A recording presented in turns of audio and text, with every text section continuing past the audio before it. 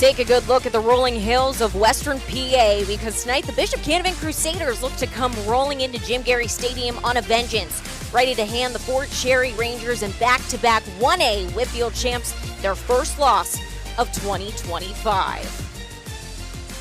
Welcome on into the Friday Night Countdown presented by Bud Bear Subaru. Alongside Damon McDermott, I am Susie Cole, and Damon, this is a 1A showdown. All the marbles are on the line tonight between Bishop Canevin and Fort Cherry. Initial thoughts on the matchup? It's a big-time matchup. You have obviously one of the best players ever. Broke a touchdown record of Matt Sig, and then you have Bishop Canevin. They have 71 guys, something you don't see in single A ever. They lost to him last year by 2 touchdowns, but we got a feeling this game might be very close.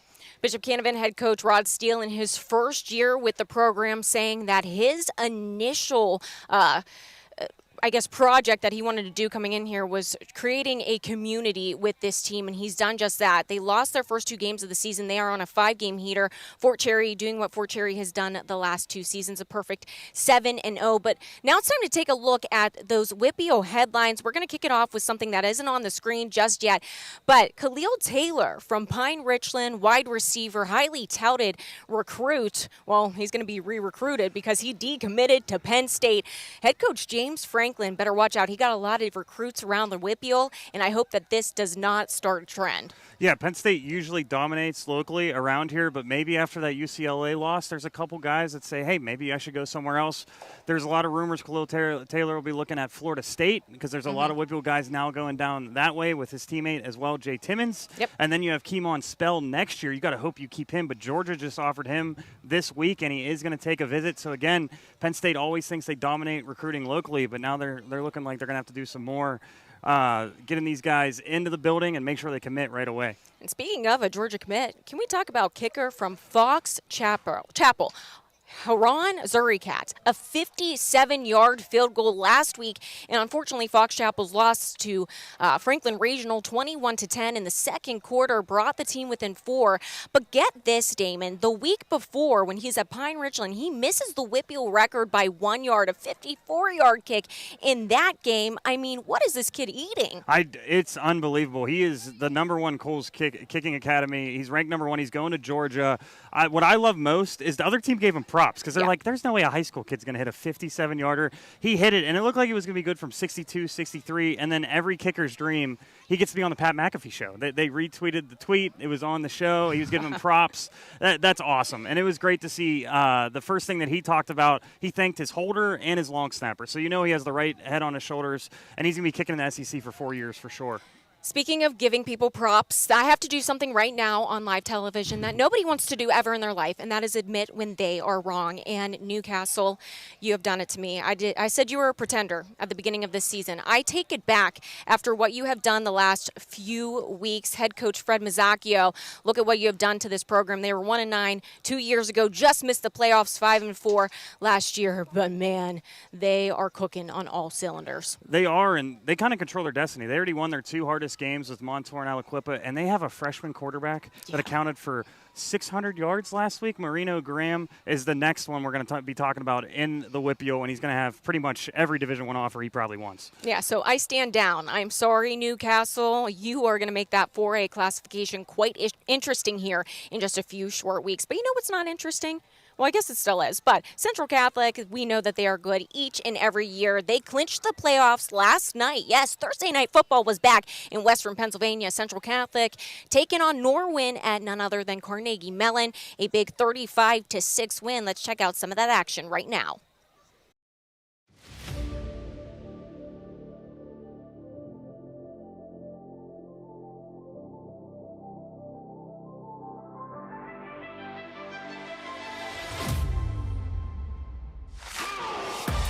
A handoff to Jaden Alexander, and Alexander breaks free. There goes Jaden, and no one will catch Jaden Alexander. He goes in for the Central Catholic touchdown. Verified times of 4.4 speed in Prospect Hampton. Oh, he looked it there.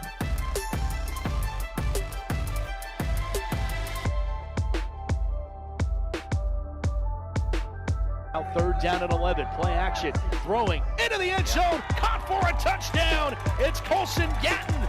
Vikings extend the lead.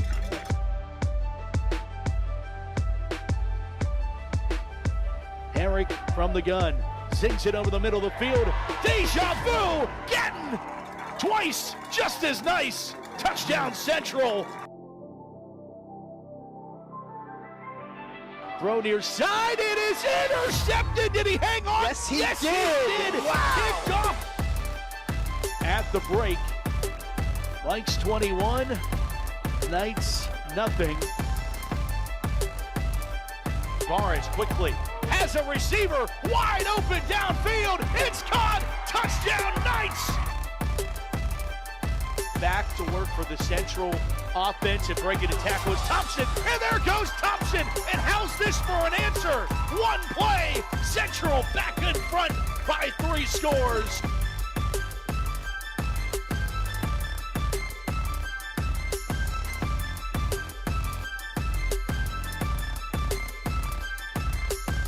But Central Catholic 35-6 winners over Norwood tonight to move to 7-1.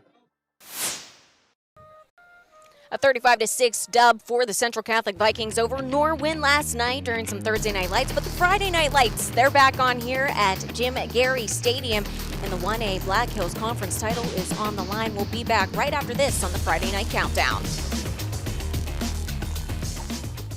Hi, this is Mark Baer from Bud Bear Subaru. You're not going to believe this, but they're not going to make the Subaru Legacy anymore. We have over 2025 Subaru Legacies in stock. No more coming. If you want a Subaru sedan, come on up and get one before they're gone. We have another offer. Rates as low as 1.9% on the remaining 2025 Crosstreks and 2025 Outbacks. A few more coming, but come on up and get one and get a great rate now.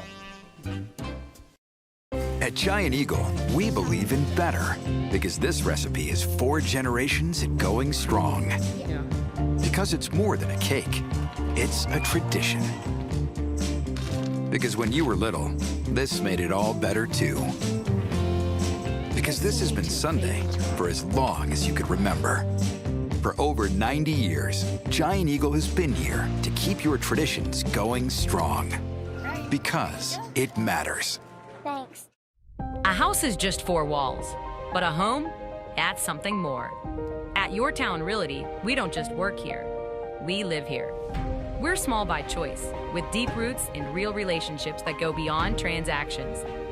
And because this city means so much to us, we give back, year after year. It's not about being the biggest, it's about being the one that feels like home. Your Town Realty, locally owned, community grown.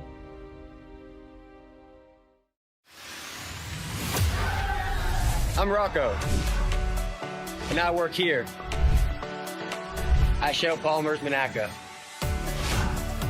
Outside of work, I coach and train football at M7 Shell Sports Complex.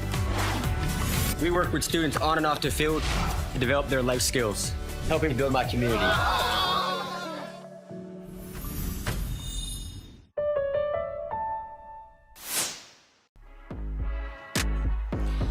Welcome back into Garry Stadium in the Friday Night Countdown presented by Bud Bear Subaru. Alongside Damon McDermott, I'm Susie Cole, and now it's time to check on in with our friends from the Pittsburgh Post-Gazette, Keith Barnes, Matt Press, with our 2-minute drill.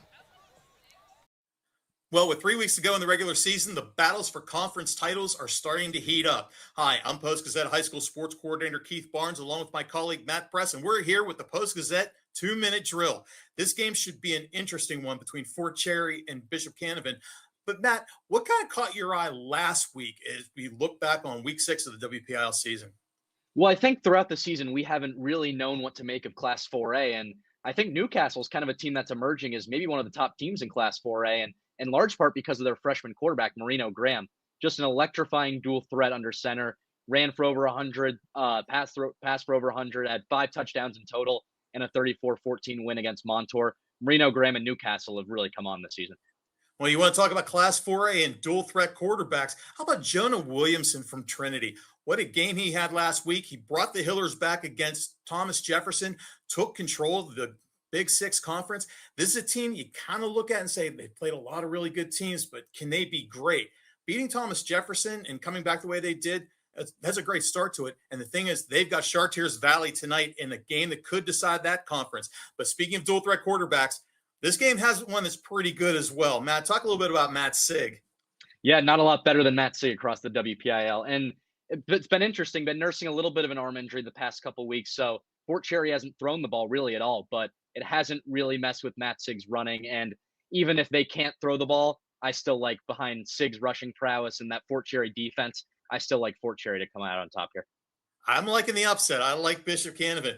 Rod Steele's already won a WPIL title when he was at Steel Valley, but this team, it's played a lot of really good competition. If you look at the one-loss records of the teams they played, Bishop Canevin, 25-17 opposition record. Fort Cherry, 17-31. I don't think Fort Cherry's really been tested, and I think Bishop Canevin has. This is a game that's very winnable. DeMar Olds, 4 touchdowns last week. He's gotten in sync with Brady Wagner. This is where I think this game is going to change, is in the passing game. Is Matt Sig going to be able to play quarterback and throw the ball with the shoulder injury he's had over the last couple of weeks? I guess we'll see. Well, I'm taking Bishop Canevin. And that's it for us this week. I'm Keith Barnes of the Post-Gazette, along with my colleague Matt Press. Now back to you, Susie, at Fort Cherry High School. Taking a look further into tonight's matchup, the Black Hills Conference title once again on the line when it comes to the Bishop Canevin Crusaders taking on the Fort Cherry Rangers. Crusaders head coach Rod Steele quickly learning that he could rely on his team's run game, Damon. So what can we expect from that unit? I think they're going to be bigger than Fort Cherry. Fort Cherry lost 4 offensive linemen who also played the defensive line. They have some superstars. The one that I want to talk about right now is Alex Kirk. He plays box safety, but he's also a heck of a running back. And tonight, I think he's going to spy Sig, and he's going to break a lot of tackles off of Sig. That's my matchup to watch. And as you can see by our record, they are rolling this year after those first 2 losses. Yeah, again, Bishop Canevin 5-2 to start the season. A perfect record in the Black Hills Conference, though. And then you look at Fort Cherry. You mentioned quarterback Matt Sig, but he's been out for 4 weeks with a shoulder injury. What does head coach Tanner Garry go to?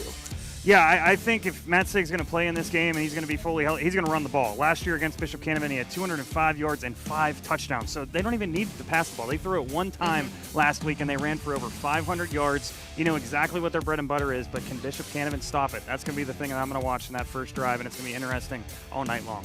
Coach Garry telling me that his team has really impressed him this year, shown the depth that they have on this small 1A roster because they've had to get creative with Sig out. They're doing halfback passes along with using different passers as well, and they're still a perfect 7-0 even with Sig not in the throwing equation right here, right now. And we'll have the chance to see if creativity or discipline will be what takes the cake here tonight at Jim Garry Stadium. We'll be back on the Friday Night Countdown after this.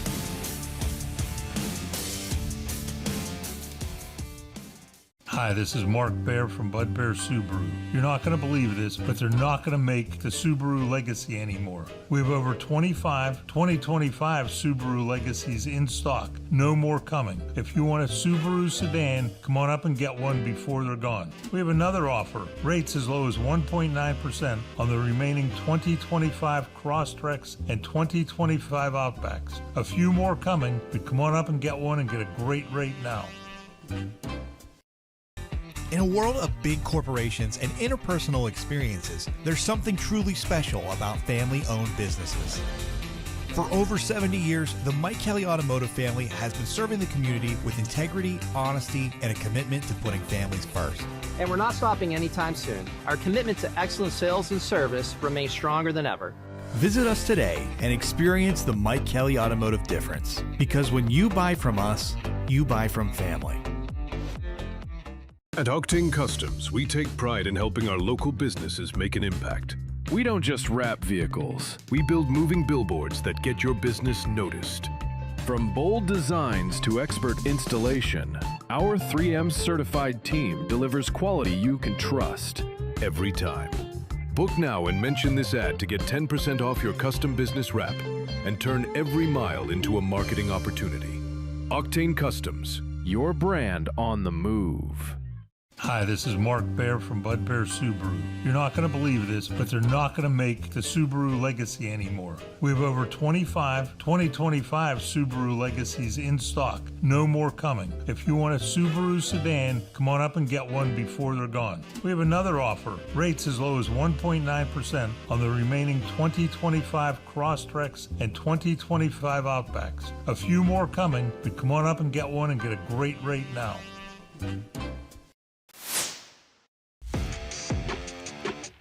back on the Friday Night Countdown presented by Bud Bear Subaru. A big 1A rivalry matchup between the Fort Cherry Rangers and Bishop Canevin Crusaders going on here tonight at Jim Garry Stadium. But before we get into any of that, it's time for a Friday night conversation with Matt Fargo as he sits down with quarterback, Penn State commit for the Fort Cherry Rangers, Matt Sigg.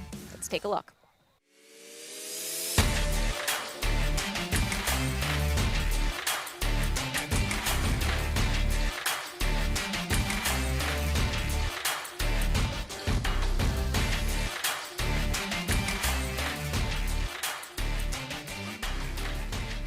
Friday night's conversations with Fort Cherry quarterback Matt Sigg joins me. Matt, thanks so much for getting a chance to sit down. Thank you. Now here we are, senior season. Yes, It's here. It's crazy. I feel like does it feel like that to you? That how fast time goes? Crazy how fast it went. I feel like it was my first game walking down the hill just 2 days ago, but here it is. Now you move in, you won the WPIAL championship. You've crossed so much off of what you wanted to do. What is on your list to check off in your senior season? State championship. I had a funny feeling. Got to. So, what are the things that are needed that you feel like, came up short from a season ago? What are the things that you guys need to do in order to achieve that? I think we just got to keep doing what we're doing. We got the program and the culture. I think we just need to just stay on track, and it's a long season. So I think we just got to, take it week by week and, do everything we need to do to prepare for each game. And then I think just doing that can take us far. Talk to me about your recruiting process and what first the experience was through it and then leading up to your decision to go to Penn State. Just being recruited was, super cool. As a kid from small Fort Cherry, just growing up, that was always the dream. But you never know if it's gonna happen. I worked hard to get to try to make it happen, But just being able to experience that and just go through that and talk to some of the schools I was talking to was just super awesome for me. You do so many things well on both sides of the ball. And if and when that time comes, are you locked in on one side or the other? Right now, I'm supposed to be playing defense, but right. A lot of people ask me how can you take the ball out of your hands? And I just say, we'll see what happens. You never know. Open to it, though. Exactly. Yeah. Where do you think you've improved the most from your sophomore season to your junior season to your senior season? Where do you think you've continued to improve the most? I think my leadership has just gotten a ton better. Freshman year, I just quiet guy on the team. I wouldn't say too much, but I was kind of just like a lead by example kind of guy. But these past 2 years, I've been able to kind of give the talks when I need to. Encouragement, the criticism, everything you need when the time's right. I think just being able to do that for me has been for me coming a long way.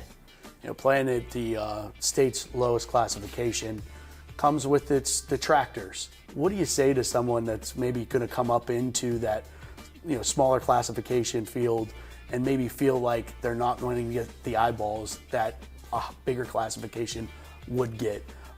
What do you have to say, and what could you say to them? I just say don't worry about all that. I think just working hard, keeping your head down, and just staying patient is what you need to do. I think obviously I've come through that, and I've heard a lot of noise about small football. You're not going to get looked at, and but the big thing for me was just staying patient and just having fun. At the end of the day, you're playing with your friends that you've played with your whole life. You can only have that once. So, all right, best of luck this season. Thank you. Thanks, man. Yes, sir. Appreciate you. Truly can't say it enough. Quarterback Matt Sigg, such a great kid, not just as a football player, but as a human being as a whole. And Matt, very lucky to have the chance to sit down with him. Matt Fargo, Arthur Moats, finally joining us. I'm happy to be back with you guys. Good to have you back, Susie, and good to have you with us up here in the broadcast booth. You know what, I think it makes people want to root for Matt Sigg even more because of the type of person he is. And he's a great player, but there's more to the game than just playing, and it's great to see. No, you're absolutely right. That's one of the things that Coach Tomlin specifically would talk about with us. He would say, if you're just a champion, if all you do is focus on football, then you're not doing enough with this platform. So to see Matt Sig doing more than just being a great player, being a great person, as an alum, as a football guy, we appreciate that. No question. We also appreciate our Giant Eagle players to watch, and we'll start with the Bishop Canevin Crusaders and their quarterback, and Brady Wagner, and he's had a tumultuous offseason, being road ineligible and then eligible, but what he does on the field makes him a game changer. No, you're absolutely right. As you can see right there with that first pass, dropping it in the bucket, then once again doubling up. He's so nice, had to do it twice and hits DeMar Olds. Then right here you see his ability to use his legs, extending the play, then gets out the pocket, makes a defender miss, changes direction in open field for the explosive run. This is what Brady is ultimately capable of in the dual threat capacity, and something that, if you're a Bishop Canevin fan, you're going to want to see a lot of him using that talent tonight. Yeah, last week he goes 8 of 9 passing, 8 of his completions, 5 of them went for touchdowns. Insane, and all in one half of football, which is even more impressive as well. Yeah, and speaking of impressive, you don't have to look too far down the roster to find our Giant Eagle player to watch for Cherry. It's quarterback Matt Sig. I mean, he can do it in a multitude of ways. Right here, you see him making a guy miss, then puts that foot on the ground. And when he decides to get north and south, good luck catching this guy, man. It's the reason why he's one of the top recruits in the nation and why Penn State is super excited to ultimately be getting him. As you see right here, reverse field, change direction, make a defender miss, and then watch him on defense, though, the hand usage, and this is what I love, the chase after, go get to the ball carrier, and a subtle detail, punching at the football, because this kid has also forced some fumbles this year as well. Definitely one of the guys that if you're a Fort Cherry fan, you want to hear his name called a lot on offense, but if you're a Penn State fan, you might want to hear his name called a lot on defense tonight as well. There is no question about it. He's the first player ever in WPIAL history to rush for 5,000 yards and pass for 3,000, and he's the WPIAL all-time leader in touchdowns. And when you think about the pedigree and the history of the WPIAL, that's a pretty eclectic list to be at the top of. Absolutely. I mean, you think about the names, the Tyler Boyds of the world, the who's, and when you're like, who is this kid from Fort Cherry? If you don't know, you are in for a treat tonight. No question. We'll go back downstairs to Susie and Damon. Everybody around the Whitfield knows Matt Sig and quarterback Brady Wagner for Bishop Canevin as well. We'll see them in action here in just a little bit. When we're back on the Friday Night Countdown, we'll have our picks of the biggest Whitfield matchups of the week.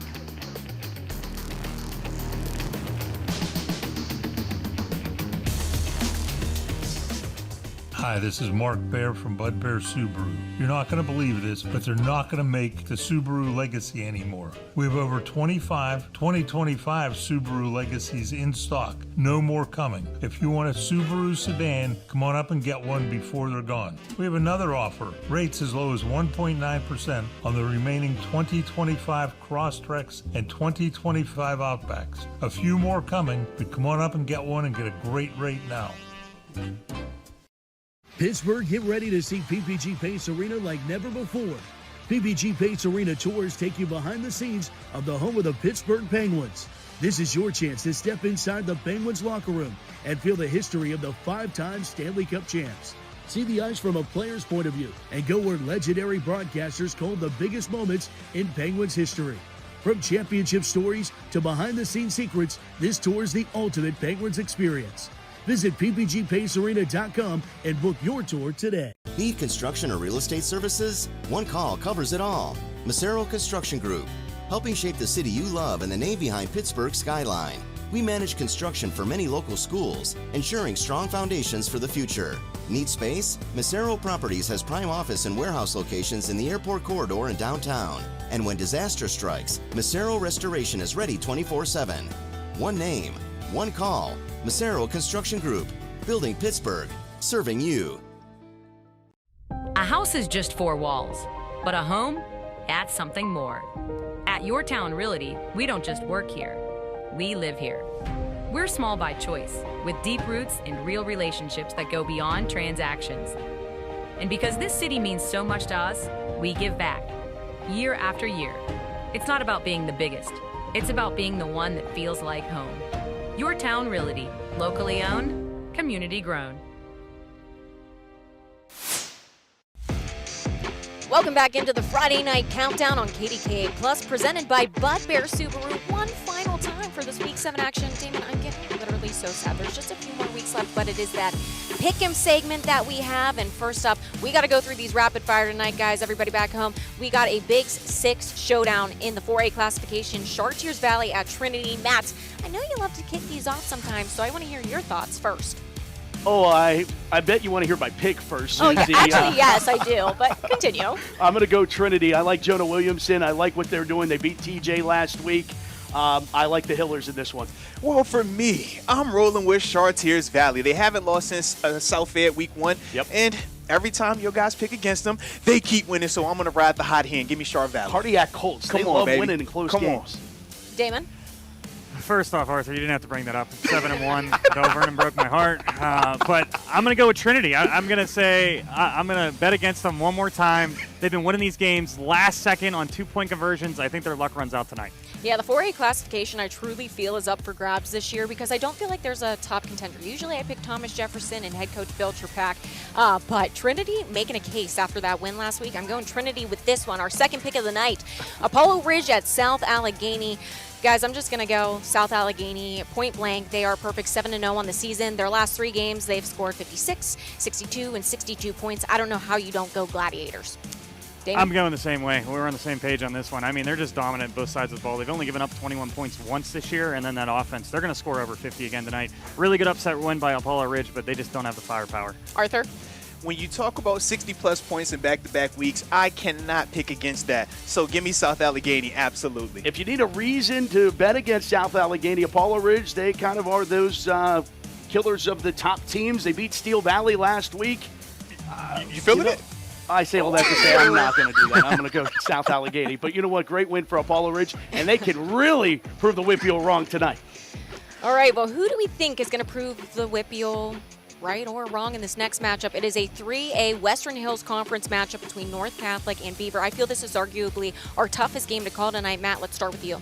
Well, you know what? Some good quarterback play there at Gypsy Glen Stadium in Beaver. The Bobcats, they have some offensive firepower. They had that 51-50 win against Hopewell a couple weeks ago. And, of course, Joey Politsky for North Catholic led the WPIAL much of the season in touchdowns, still within the top 5 in the class.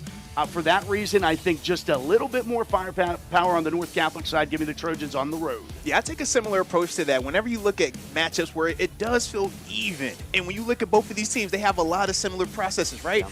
But the scoring, that part for North Catholic, to me, will separate them, and I have them also getting the win tonight. Damon? I'm also going to go with North Catholic. They played the 2 tougher teams a little bit better in Amani and Central Valley. I think tonight it's going to be one of those close games, and then you just lean on your superstars like Arthur said, and I think they're going to come out with a win, but it's going to be a close one. I'm on an island. I feel like I'm in Hawaii tonight because I am going the Beaver Bobcats only because I feel that they have had a tougher schedule than North Catholic has had this season. They opened up with a loss against Mars, who I think is one of the best defensive teams in the Whippeal. Maybe that's a hot take. But then they lost to Amani and Central Valley as well. I'm taking the Bobcats. Last but not least, Bishop Canevin at Fort Cherry. Give me the Rangers. Damon?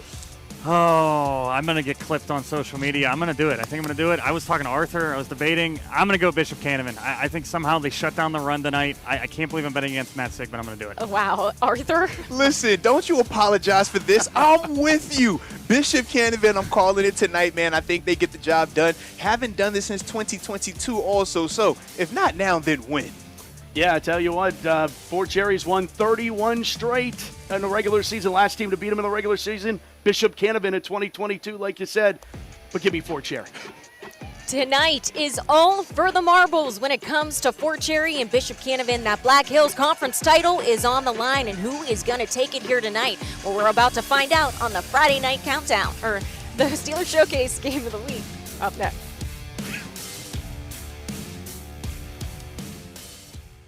JRM Video Productions, winners of a Regional Emmy Award for live sporting event.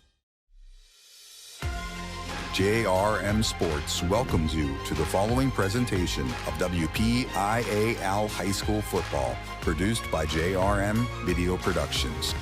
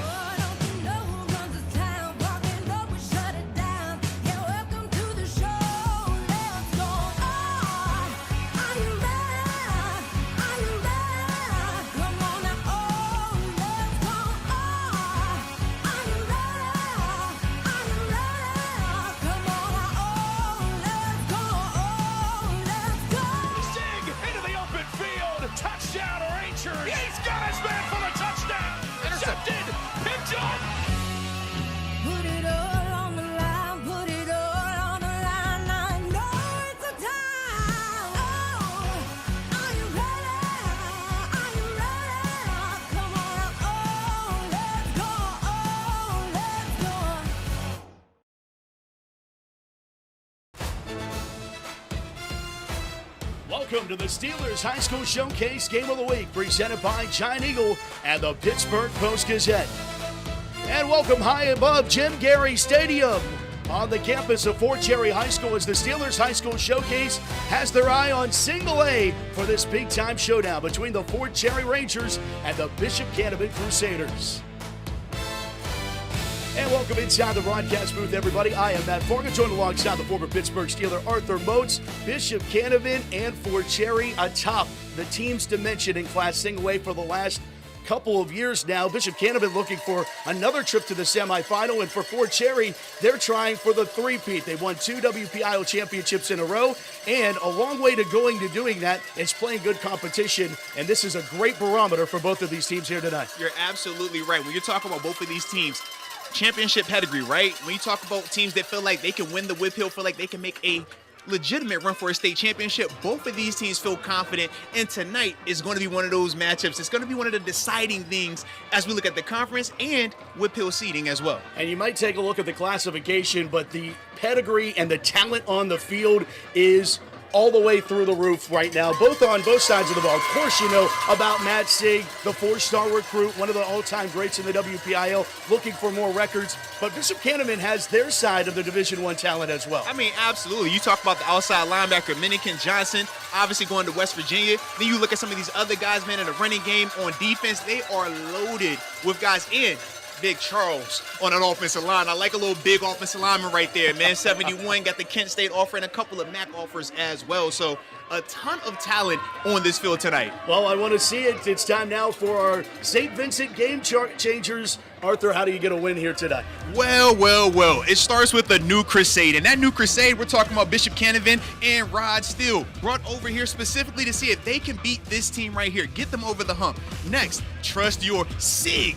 No caller. And who are we talking about? None other than Matt Sig, the Penn State recruit, the 4-star all-world player. When he has the ball in his hands, he is electric, he is dominant. And who blinks first? Last year, these two teams went down to the wire. When you talk about Bishop Canevin having a lead in the third, Fort Cherry finding ways to create turnovers and get the victory at the end, who can minimize that mistake and who can capitalize on it? We're going to find out tonight. We are going to find out tonight. Our third member of our crew, roaming the sidelines. Welcome back, Susie Cole.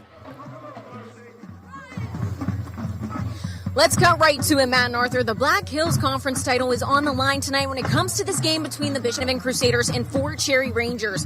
Crusaders head coach Rod Steele saying that he knows the magnitude of this game and even put a little pressure on his team this week, saying that they need to have a lot of discipline this week and make sure that they stay locked in on all their assignments and play their most physical style of football yet. Rangers head coach Tanner Garry knows that his team can match the discipline, the speed, the talent that Bishop Canevin will come with. So it's all about the Rangers having gap-sounded defense to eliminate those explosive plays that Bishop Canevin is known for. So again, bottom line, it's for all the marbles when it comes to this 1A rivalry matchup. Matt and Arthur, we are in for an absolute treat. There's no question about it, Susie. The 21st meeting between Fort Cherry and Bishop Canevin. Bishop Canevin owns the series 11-9, but Fort Cherry's won 6 out of the last 7. Who wins tonight? We find out when we come back at the Steelers Showcase. Kickoff coming up next.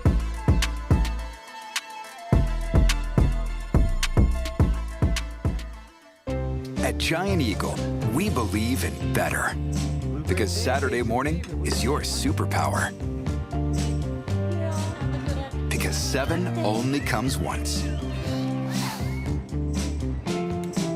Because game day is your day. Because nothing should get in the way of family time. At Giant Eagle, we're always going for better to bring you the best. Because it matters.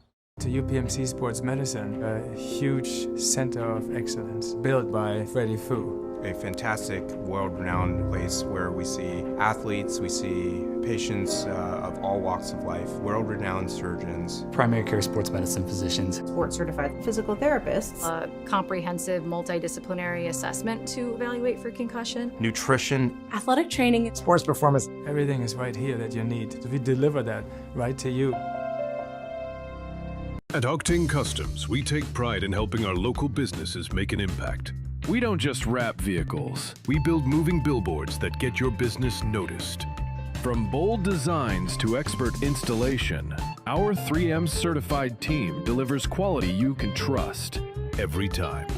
Book now and mention this ad to get 10% off your custom business wrap and turn every mile into a marketing opportunity. Octane Customs, your brand on the move. Around here in the fall, harvest moons, cool crisp evenings, and on Friday nights, legends come alive in Pittsburgh. WPIAL High School Football. Allegiant Community Federal Credit Union is a proud sponsor of the Steel City Game of the Week. Allegiant salutes the players, the fans, the cheerleaders, and the parents. Allegiant Community Federal Credit Union. 7 locations and a sponsor of this WPIAL High School Football broadcast.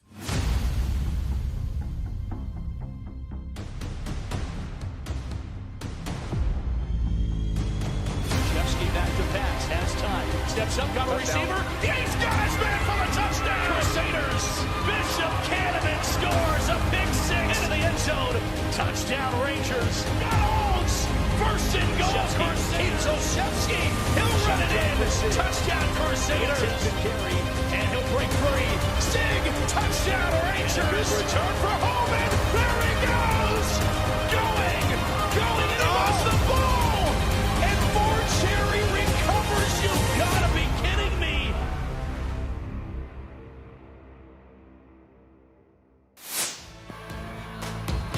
Here we go, Fort Cherry and Bishop Canevin underway as Fort Cherry wins the toss and elects to receive the opening kickoff, and a good return, tripped up just at the 35-yard line. But a nice return for Fort Cherry, Eli Salvini. And there you see Tanner Garry, head coach of the Fort, 7-0, back-to-back WPIAL championships. And they trot out of the field. The offense, of course, led by do-everything quarterback Matt Sig. Absolutely. I'm excited to see how they start this game out. Shotgun. Let's see if he's going to use his arms, or are we going with legs? Shotgun formation and motion. Travinsky and whistles. A full start penalty on the Rangers to get things going here. Looks like the left guard right there, A.J. Woodwich, a little bit excited on this homecoming night.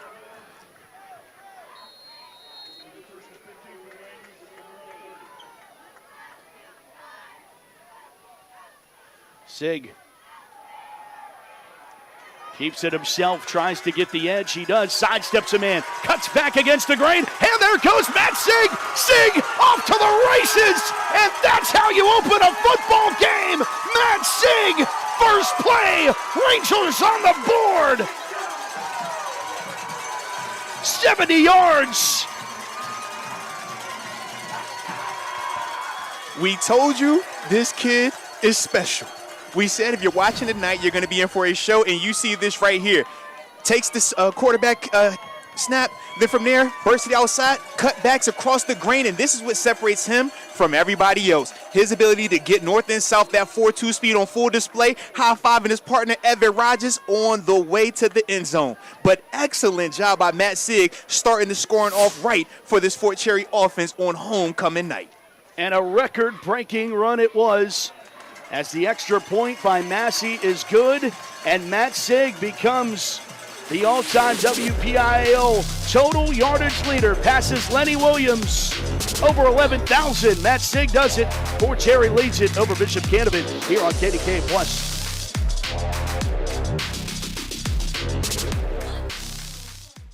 Turkey's in season at Eaton Park. Whether you're craving it hot, stacked, Pittsburgh style, or served up with all the fixings, we've got you covered. Starting at just $10.99. Add a slice of pumpkin pie to any of these favorites for only $1.99. Only at Eaton Park.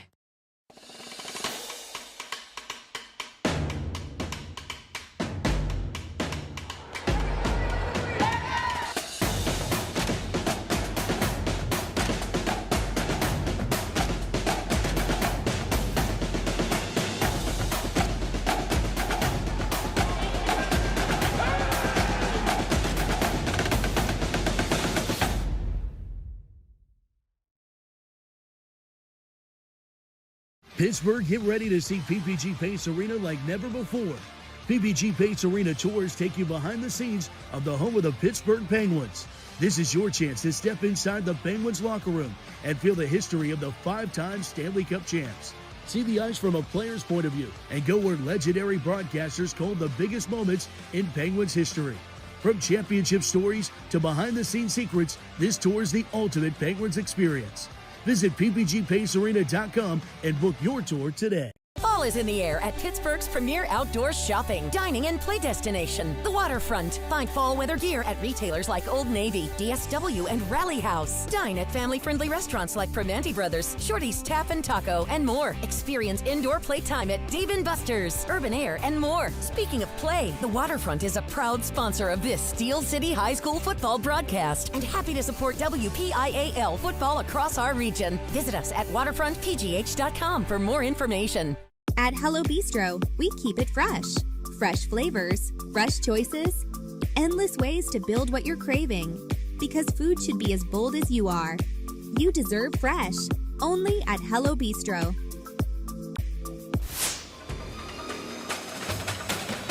Steelers in the house tonight for our Steelers High School Showcase.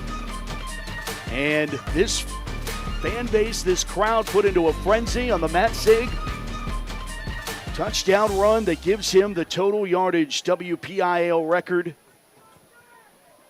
Congratulations, another record for Matt Sig, passing Lenny Williams.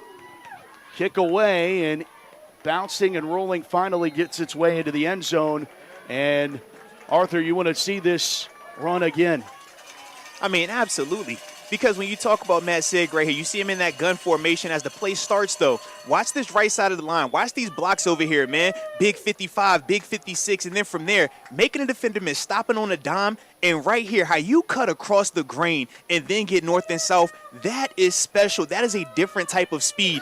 I mean, when you talk about high-fiving on the way to the end zone, that is a beautiful way to start the game off if you're for Fort Cherry right there. Yeah, Evan Rogers on the other side of that high five, and it's a 7-0 lead for the Rangers. They started quick in the game last year against Bishop Canevin, and now the Crusaders go to work offensively. Talked about Brady Wagner, and they have a stable of running backs that's impressive on their side of things. As this first carry goes to Monte Mott, the junior. And when you talk about Mott, man, that's one of those guys, when he gets north and south, he can definitely go the distance. So if you're Fort Cherry, tackling and gap assignments are going to be critical versus this Bishop Canevin rushing attack. Yeah, he had a team-high 18 touchdowns last year. Now they test it down the sideline. It's caught. DeMar Olds, house call. The track meet begins, 77 yards. Touchdown, Crusaders. And if you are a Crusaders fan, that is how you respond. We know on a night like tonight the energy is high for Fort Cherry, but watch Brady Wagner right here deliver a beautiful drop in the bucket to DeMar Olds. Look just like the plays we were breaking down in warm-ups. And from there, Olds does the rest, showing off the breakaway speed the Kent State offer on the table. I'm sure he'll be getting even more after seeing this play tonight. More to come as Olds takes it. Extra point on the right foot of Leo Shorthouse is no good. So Fort Cherry has a 1-point advantage. And Arthur, we're only a minute and 8 seconds into this one. We'll be back on KDKA Plus. Buckle up.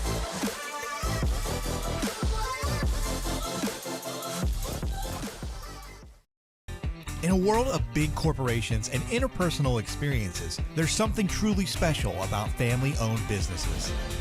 For over 70 years, the Mike Kelly Automotive family has been serving the community with integrity, honesty, and a commitment to putting families first. And we're not stopping anytime soon. Our commitment to excellent sales and service remains stronger than ever. Visit us today and experience the Mike Kelly Automotive difference. Because when you buy from us, you buy from family.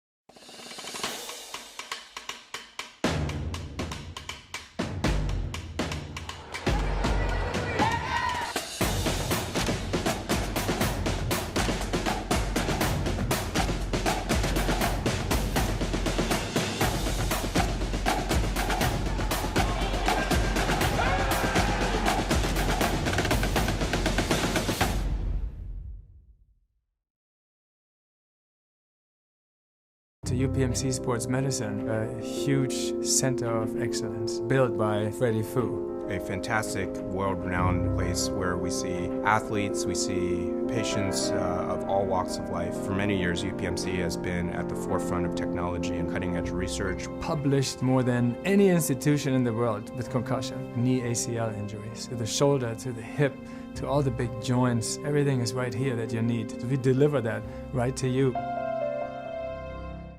Did you know you can make your home or building look brand new? For the whole project, or just spot repointing, make your home exterior brand new like when it was built. Call or visit Mariani-Richards.com. Tonight's broadcast is brought to you by UPMC Sports Medicine, JBU Life, Giant Eagle, grocery shopping made easy. Time now for the Shell kickoff. Leo Shorthouse does the honors here as we've gone just a mere minute and 8 seconds into this ball game. And a little pooch kick that will be fielded, and then he gets leveled at the 38-yard line. But Fort Cherry hangs on to it. Man, you're getting everything in this game. And Arthur, you want to break down this touchdown by the Crusaders? Absolutely. I mean, you see right here highlighted at the top of the screen, DeMar Olds. But for Fort Cherry, they're blitzing. They bring 5 men in pressure, so that means they're in cover 1 behind them. And when you do that versus DeMar Olds on a vertical, good luck. Let's play this play real quick. As you can see, no hands on him, so he gets a free release. And from there, that speed and tracking the ball, beautiful throw by Brady, nice catch, and then the speed takes care of the rest by DeMar Olds for the touchdown right there. But beautiful job by them offensively, catching Fort Cherry in that pressure. And here's a handoff to Huey. Ryan Huey gets planted in the backfield, flying in. Lemire Wade, a junior, only the second play we've seen that didn't go for a touchdown. Absolutely, right? Kind of felt like a surprise to us. But when you talk about Lemire Wade, the length that he has, 6'5", 215 pounds, and understands how to use his arm length, that's why he makes those type of plays like that for the Canevin defense. Fort Cherry undefeated, 7-0, 4-0 in the conference. And here's Sig making another one miss, and Sig gets a block downfield and is escorted out of bounds. Finally, Noah Steele does the honors there, but a first down and into Canevin territory for number 3. I'm going to try not to be too excited tonight, but did you just see how he made that guy miss? This is Matt Sig. This is what he does. Whoop! 1-on-1 in the hole with 27. It doesn't matter. And then you see the burst to make this an explosive play. This is Matt Sig, ladies and gentlemen, and this is what Fort Cherry does. 25 yards of the run there, and now they go. Trabnaski on the carry back to the original line of scrimmage no further as Bishop Canevin checks in. 5-2 overall, 3-0 in the conference. A de facto conference championship game with everybody else having at least 2 losses already in conference play. And the thing, too, when you talk about Bishop Canevin, 3-0 in conference play and on a 5-game winning streak, more importantly. So their confidence, they feel good about tonight, and they just put up 50-plus points a week ago. And Sig gets another quarterback keeper as he'll take it inside the 30 to the 27-yard line. It's something that, to be mentioned, is Matt having that shoulder injury, has had it for about 4 weeks now, and really not as comfortable as he has been in passing the football. Yeah, you're absolutely right, and that has shown up in some of his more recent games, specifically last week when you watched him versus Cornell. But on a night like tonight, can Bishop Canevin stop the rushing attack? And that's always the question when you're playing Fort Cherry. Not a lot of teams can, and that's why you can see Matt Sig, even without having to throw the football, still could be ultra productive. Ryan Huey picks his way there. Sig, 3 carries so far and 108 yards rushing. Man, if you had him, questionable about getting over 100 yards or not, hey, it's okay, guys. He didn't take long to prove it. Sig one more time, tracked down to the backfield, brought down, big 71, Charles Butler Jr. You talked about him in the pregame. Absolutely. Love to see big men running. 6'6", 330 pounds, but it doesn't matter. Watch the big fella pick him up and put him down, along with the assist from Chris Smith shooting the gap as well. But love to see that if you're from Bishop Canevin's side. 3rd down and 11 now for Cherry. Rangers do a look to this near sideline on their newly installed turf. Just a few games in here at Jim Garry Stadium. Flip the formation, strong right, short side of the field. They run that direction. Sig breaks tackles. Sig into the open field and into the end zone. A second time tonight. Touchdown Rangers from 28 yards away. If you cannot stop this run, you are going to be in for a long night when you're playing against Matt Sig and this Fort Cherry offense. That offensive line, specifically on the right side, when you're talking about Dylan Luke, when you're also talking about Archie Shattuck, the right guard over there, watch him follow those guys, and then from there, another touchdown on homecoming night. But those guys up front doing an excellent job providing beautiful rushing lanes for Matt Sig, and then his athleticism takes care of the rest. 5th carry, 2nd touchdown for Matt Sig. Extra point. Nick Massey puts it through the poles. It is good. And it is 14-6 Rangers. Now, Matt, correct me if I'm wrong, but just a year ago when these two teams faced each other, Matt Sig also had one of these type of performances, correct? He sure did. He rushed for 5 touchdowns, passed for another, 6 total TDs in the game a year ago. And we had that here on the showcase. We knew how good it was. And here's how good he is. You see the WPL record, 123 touchdowns. He's churning his way, combined touchdowns, keeping in mind that 123 doesn't account for his passing TDs. Just his legs. Just his legs. Rushing yards, one of the all-time greats that coming into tonight, add another 125 to that already as he approaches 7,000. And those total yards, he needed 32 tonight to pass Lenny Williams. And again, add 100-plus already tonight. But Matt has certainly been mighty.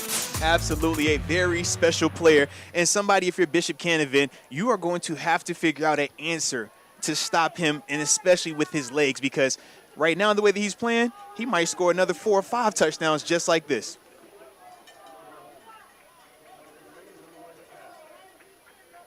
Massey to kick.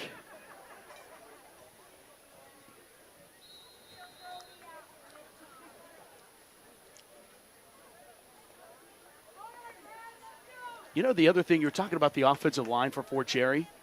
4 out of the 5 of them were not starters last year. Absolutely. And they replaced all of them a year before that.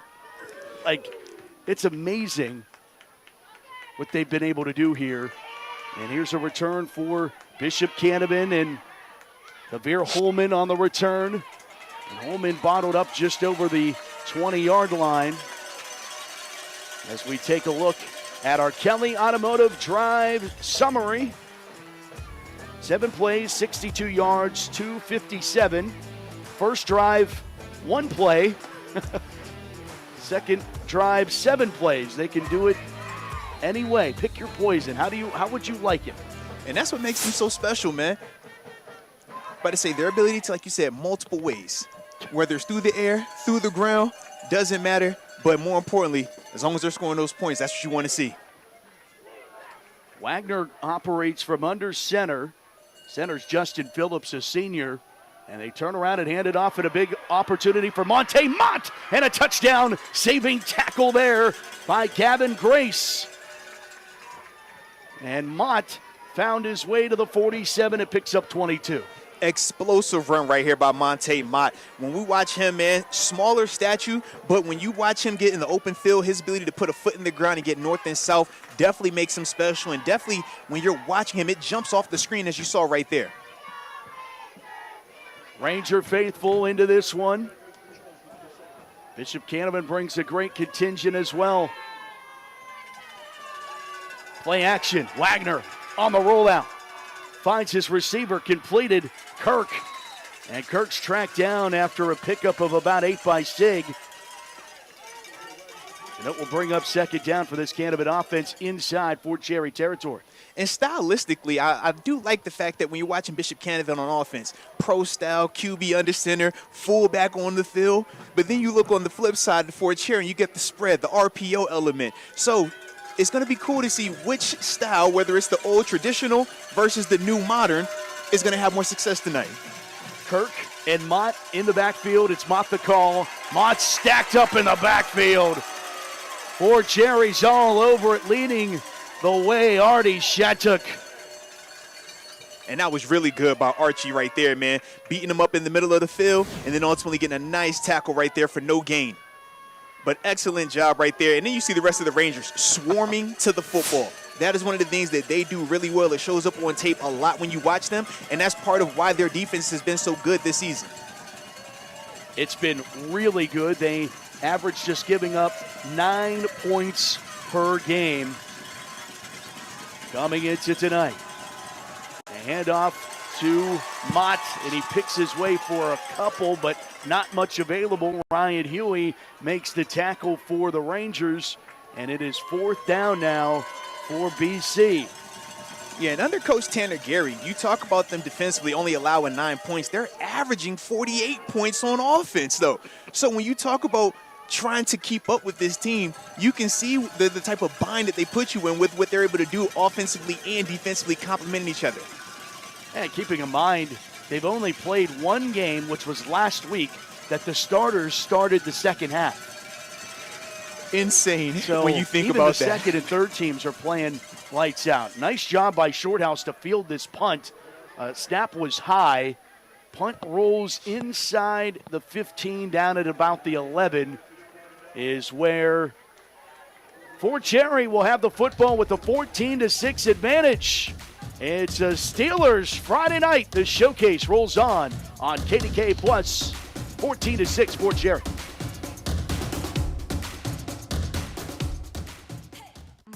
Stay connected with all the action. Follow JRM Sports on X, Instagram, and YouTube. Get the latest highlights, exclusive content, and behind-the-scenes moments from your favorite sports. Don't miss a second. Follow us today. You might not see the people's pipelines that deliver you safe, reliable natural gas every day because they are out of sight, hiding beneath your feet. But what's out of your sight is not out of our minds. We move through busy city streets to upgrade the infrastructure that served our region for decades, using state-of-the-art materials that reduce emissions to power homes and businesses with essential energy for generations to come. That's people's commitment to making your life better. You know, when Gary's call came in, just by the sound of the call, you knew that this was a bad injury. When I saw Garry in the hospital room, they were afraid that his injuries were so severe that the lower leg wouldn't be salvageable. It was 50-50 as to whether Garry was going to keep the lower limb. My name's Garry. When I needed help the most, Edgar Snyder was there for me.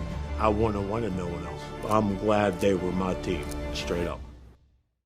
From heating and cooling to a large array of construction equipment, Herc Rentals has the gear you need to get the job done. Herc Rentals is already a staple in several communities across the United States and Canada and have been serving our customers' needs since 1965. With a catalog of equipment that spans the spectrum of almost every kind of solution you can think of. To learn more about Herc Rentals, visit hercrentals.com or call us at 1-888-777-2700. Oh, you've got to be kidding me! A deep ball here that's caught and going all the way to the end zone.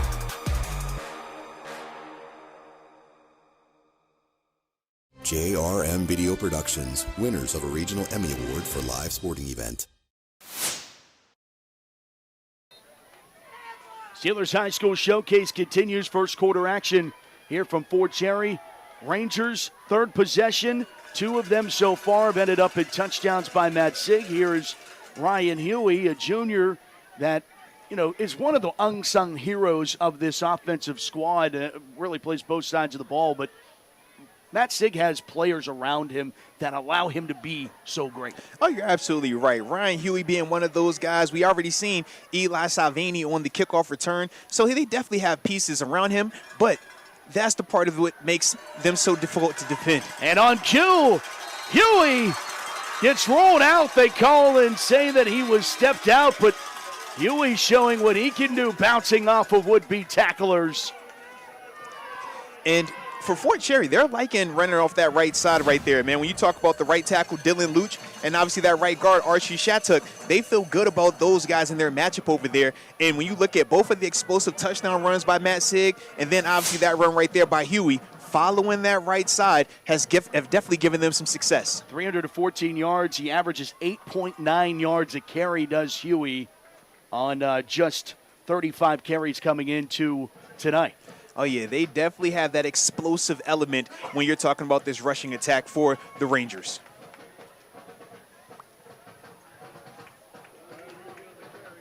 Second down after a pickup of 1. Sig hands it off. Eli Salvini, and slicing in to make the tackle in the backfield. Thomas Coates, the third, to make it third down. And really impressive play right there by Thomas Coates. Being patient as this play starts to go from right to left. Obviously, Fort Cherry has had success getting to the perimeter.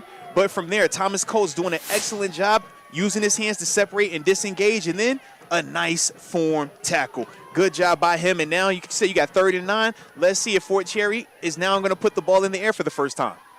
They will with a little bit of trickeration, or planned on it. They gave it off to Huey. Huey didn't see anything available. He takes off with it and gets pulled down at the 41-yard line. It will bring up 4th down.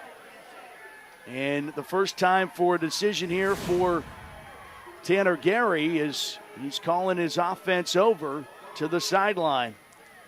And if you're Bishop Canevin defensively, interesting note early on, if there are questions about Sig's health in terms of his throwing ability, first time for an opportunity to pass the ball, they go with a trick play. Yes. Definitely something to just file in your mental notes if you're that Canevin defense. And the clock was down to 10 seconds, the play clocks that are moving here at Fort Cherry. And Fort Cherry decides to burn their first time out. Let's go downstairs and check in with Susie Cool. Matt and Arthur, you've been talking a lot about Fort Cherry's O-line tonight, and despite losing several starters on that unit, Rangers head coach Tanner Garry really gives that group credit for how they've taken on this season.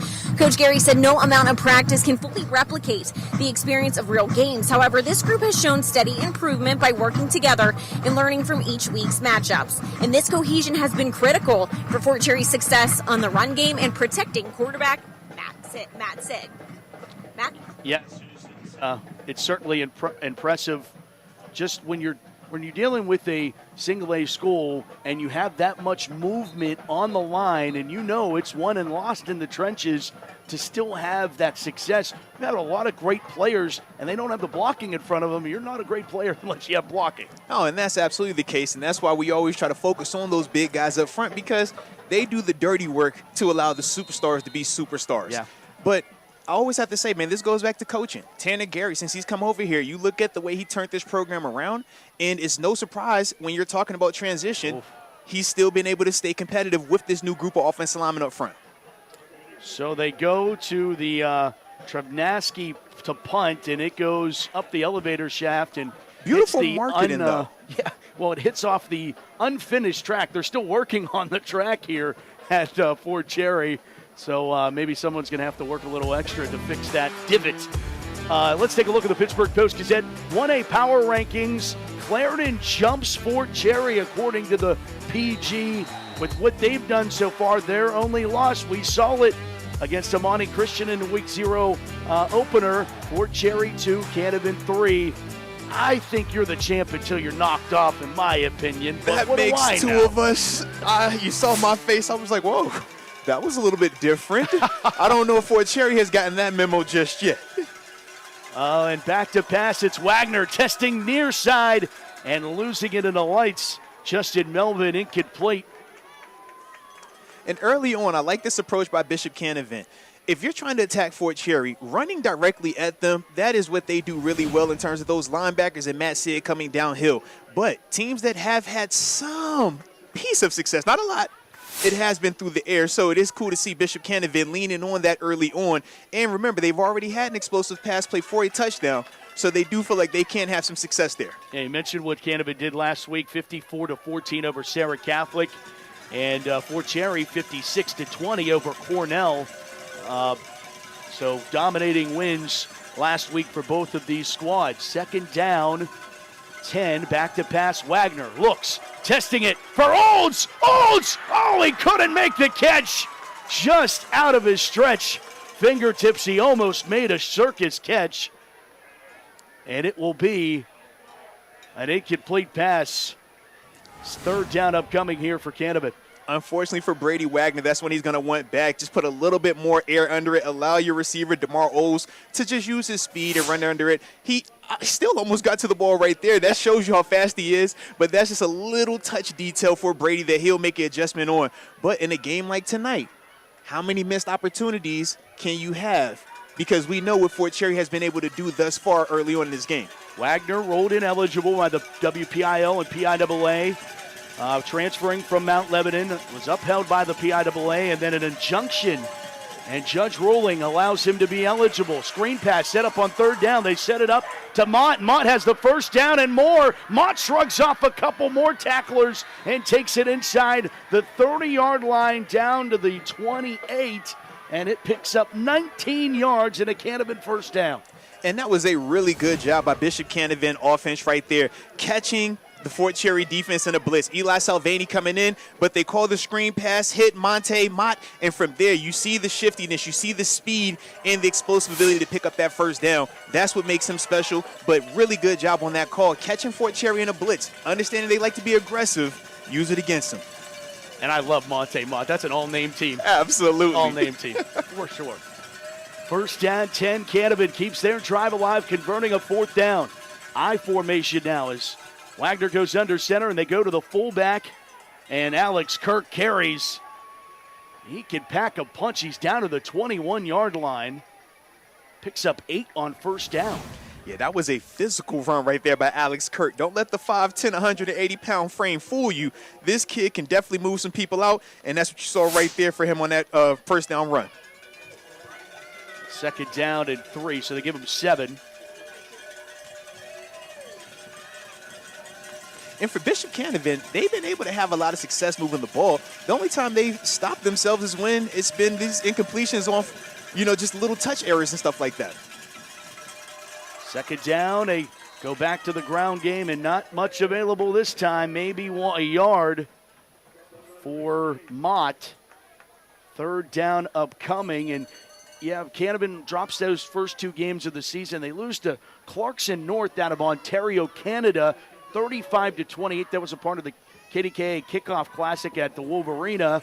And then lose to 3A Seton LaSalle, 22-7. So that's the 2 losses, as it looks like Canevin has burned their first time out of this first half. And then we talked about wins and impressive wins. I mean, Rod Steele talking about his first year at Bishop Canevin. He retired. His retirement lasts 3 months before Bishop Canevin picks up the phone. They call him and, they say, we play that Steel Valley team you coached for a long time, won a state championship team with, obviously longtime coach at West Mifflin as well. And Rod's done a really nice job at keeping what Rich Johnson did at Bishop Canevin prior. No, you're absolutely right. And one of the things, too, when you're talking about Rod Steele, he was brought over specifically for these type of games. Yes. Can you get this team over the hump? Because we know they're talented. When you look at them, I mean, how many D1 offers do we have to talk about? How many players are getting recruited by any school in the nation? But these are the games, right? When you talk about Fort Cherry, when you talk about Clarendon, can Rod Steele get this team to take that next step? And tonight we're going to find out. Third down 2. They just go student body right up the middle. How about that for a Bishop Canevin first down? I mean, there was a tush push on an NFL game last night, so I figure it makes sense to go ahead and copy that. If you can't stop it, might as well use it. Yeah, nice job by Wagner to just push that pile forward. Fresh set of downs. Rod Steele, 2-time WPIO champion. Of course, that 2016 team, Steel Valley. Arthur, get this.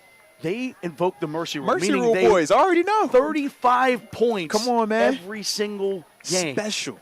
That is special. Including the state championship. That is special right there. But like you said, that type of leadership, that's what Bishop Canevin was looking for. And specifically, can that show up in nights like tonight? Fort Cherry, Bishop Canevin. 12 minutes in the books. We play 12 more when we come back. Rangers 14, Crusaders 6. We'll come back here on KDK Plus in the Steelers High School Showcase Game of the Week.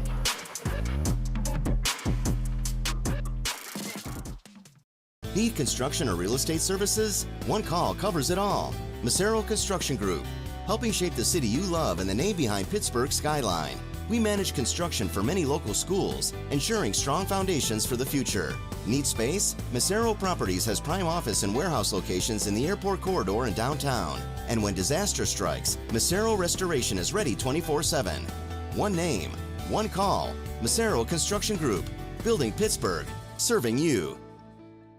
To UPMC Sports Medicine, a huge center of excellence built by Freddie Fu. A fantastic, world-renowned place where we see athletes, we see patients of all walks of life, world-renowned surgeons, primary care sports medicine physicians, board-certified physical therapists, a comprehensive multidisciplinary assessment to evaluate for concussion, nutrition, athletic training, sports performance. Everything is right here that you need. So we deliver that right to you.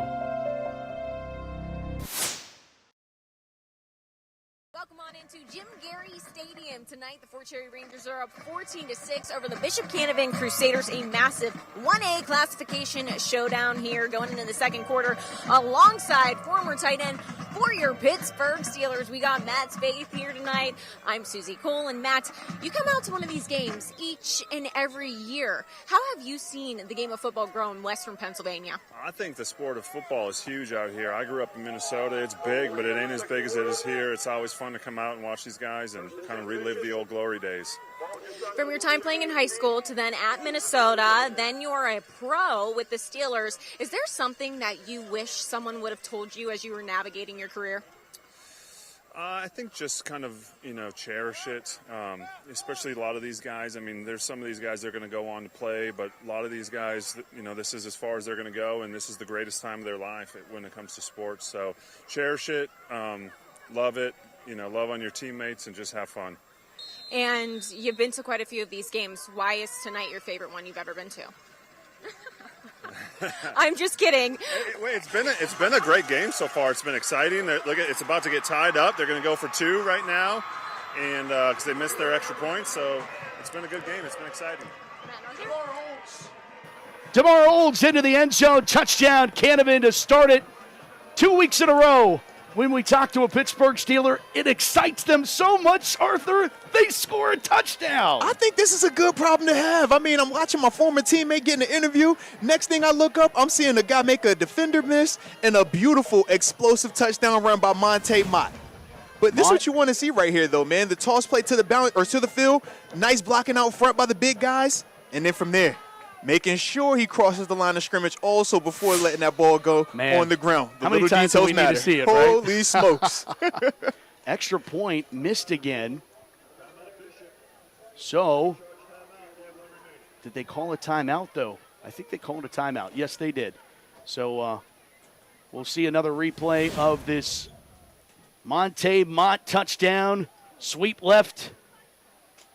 And look at the good blocking out there by Lemire Wade, Alex Kirk and company, making sure that he had a nice little path.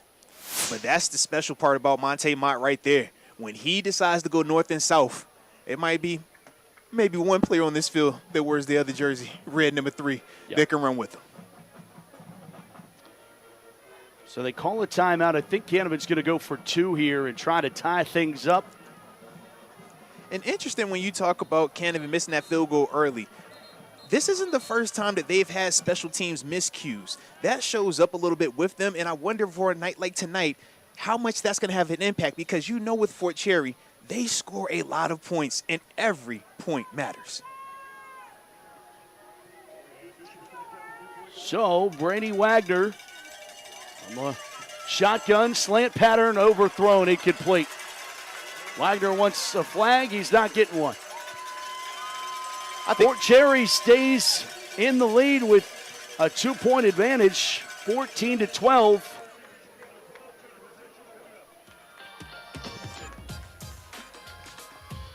Kelly Automotive Drive recap, 7 plays, 47 yards, 2:49 off that clock.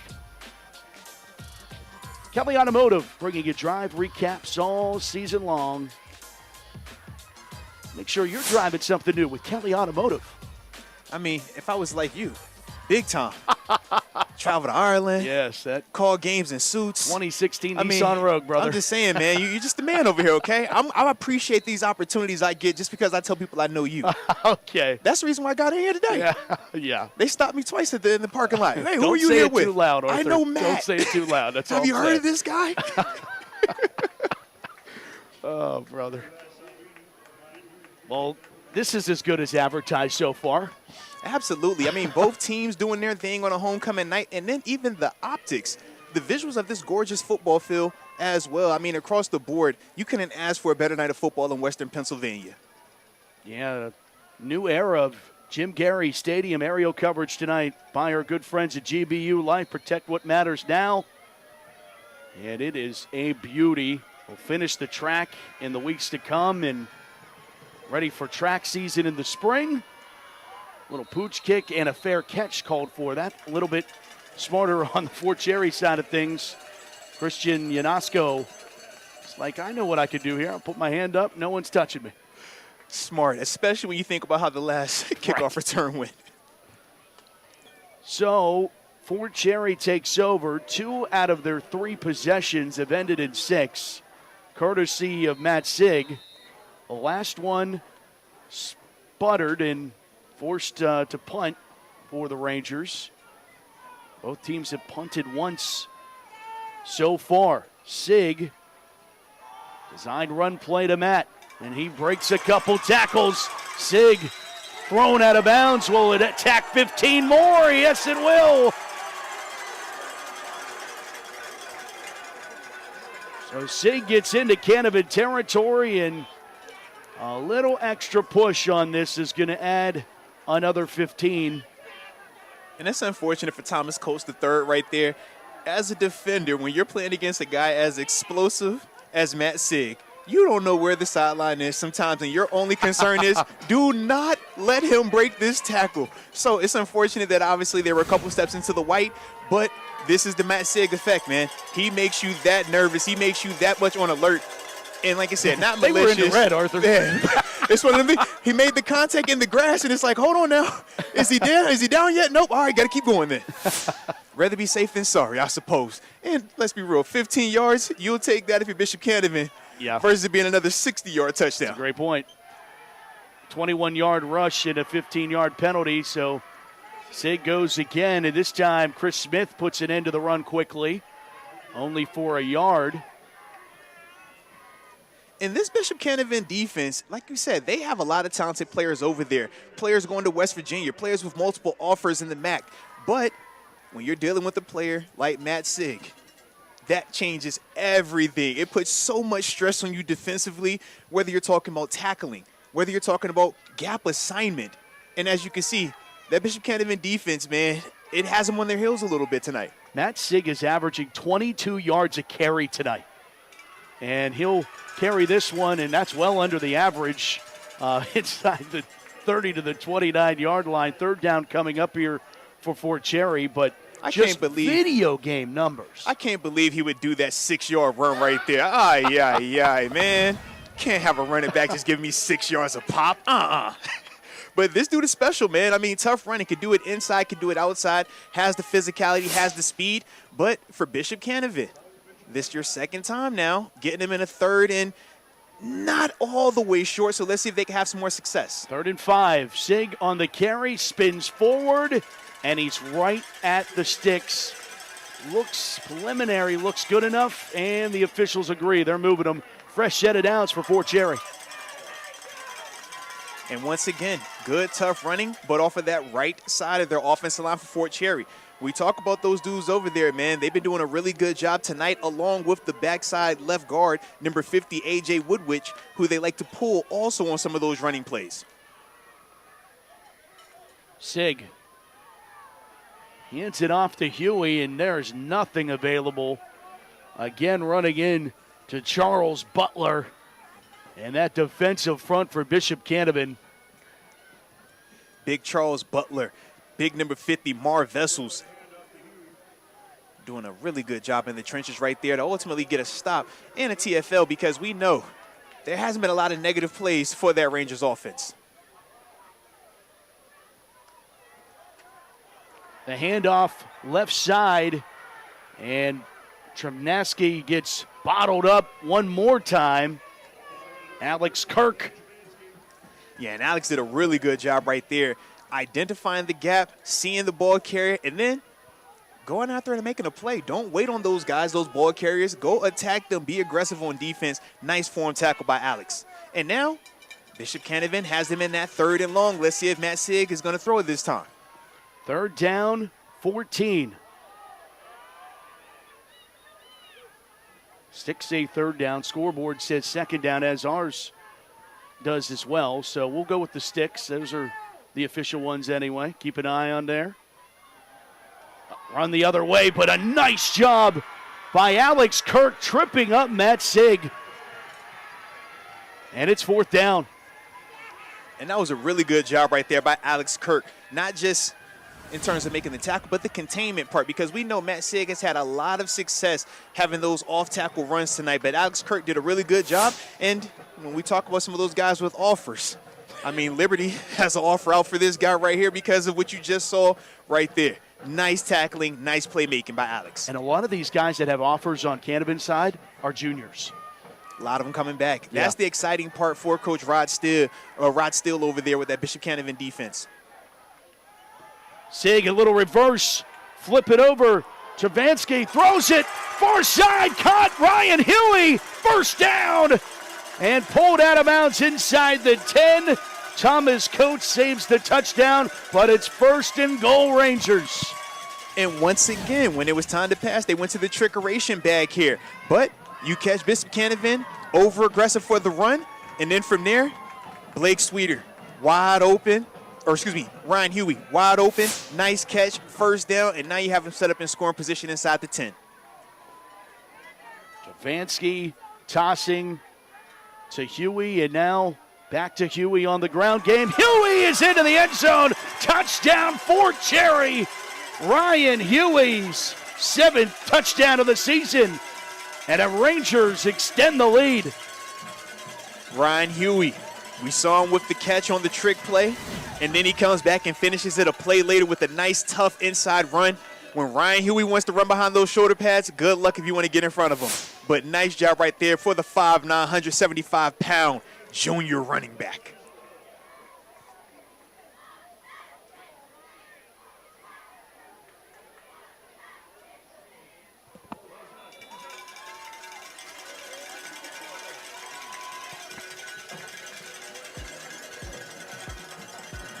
Fort Cherry, 20. Bishop Canevin now 21 with that extra point, 21-12. Rangers leading it on a Friday night. Come back with us on KDK Plus.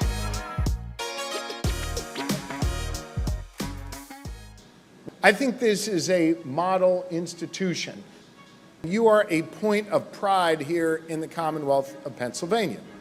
You understand that going to college is also about what you do after college and making sure you are arming your students with the opportunity to have the skills they need to go out and chart their own path to success in their futures.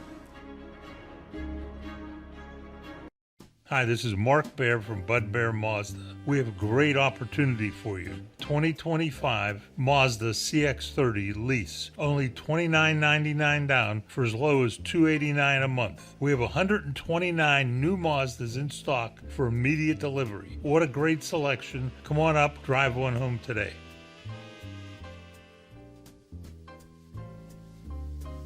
The honest dealer, believably different, Bud Bear. College isn't for everyone, but from pay to training to retirement, Pennsylvania Laborers Union members live better. PA Laborers Union offers a great wage potential of $42 per hour and terrific health benefits. Imagine having 0 student loans while receiving state-of-the-art construction training. Join the team and get mentorship and guidance from experienced members. Go now to laborparecruit.com for more information. To UPMC Sports Medicine, a huge center of excellence built by Freddie Fu. a fantastic, world-renowned place where we see athletes, we see patients of all walks of life, world-renowned surgeons, primary care sports medicine physicians, board-certified physical therapists, A comprehensive multidisciplinary assessment to evaluate for concussion. nutrition, athletic training, sports performance. Everything is right here that you need. So we deliver that right to you. Tonight's broadcast is brought to you in part by Herc Rentals, Kelly Automotive, the Pittsburgh Post-Gazette, Steelers High School Showcase presented by Giant Eagle and the Pittsburgh Post-Gazette. Rangers extend the lead, 2 scores now, 21-12.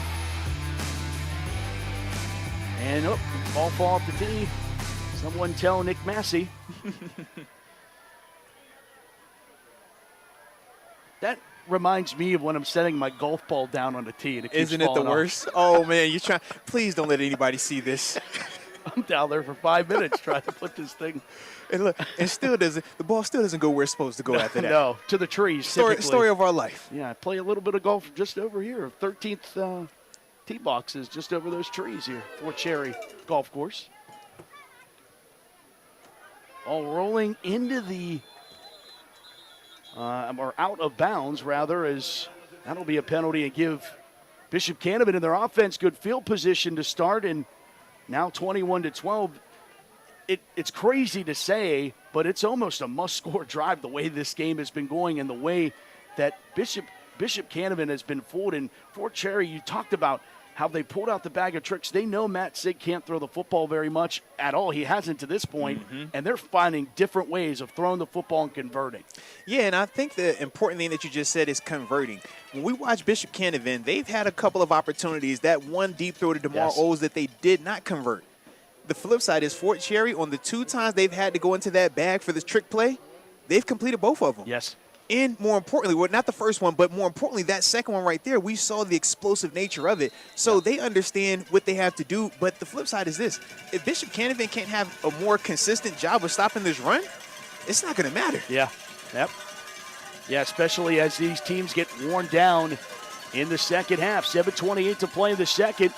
Wagner, tall pass, pulled down. Justin Melvin on the reception. And Melvin to the 40. Melvin breaks the team record for touchdowns, has 4 of them 3 weeks ago, only to be equaled by DeMar Oles 2 weeks later. That's a good problem to have, man, when you're talking about 2 of your guys breaking each other's records back-to-back like that. Both of these guys, too, when you talk about how they get it done, a little bit different, right? DeMar Oles, more of the speedy downfield guy. When you're looking at Justin Melvin, obviously with a little bit more size on him, man, more of a possession type of guy. But when you need options for a quarterback, this is what you want. Man, yeah, it's a absolute dream for Wagner as he'll look back for Melvin down the sideline, and they just can't connect. Overcooked a tad.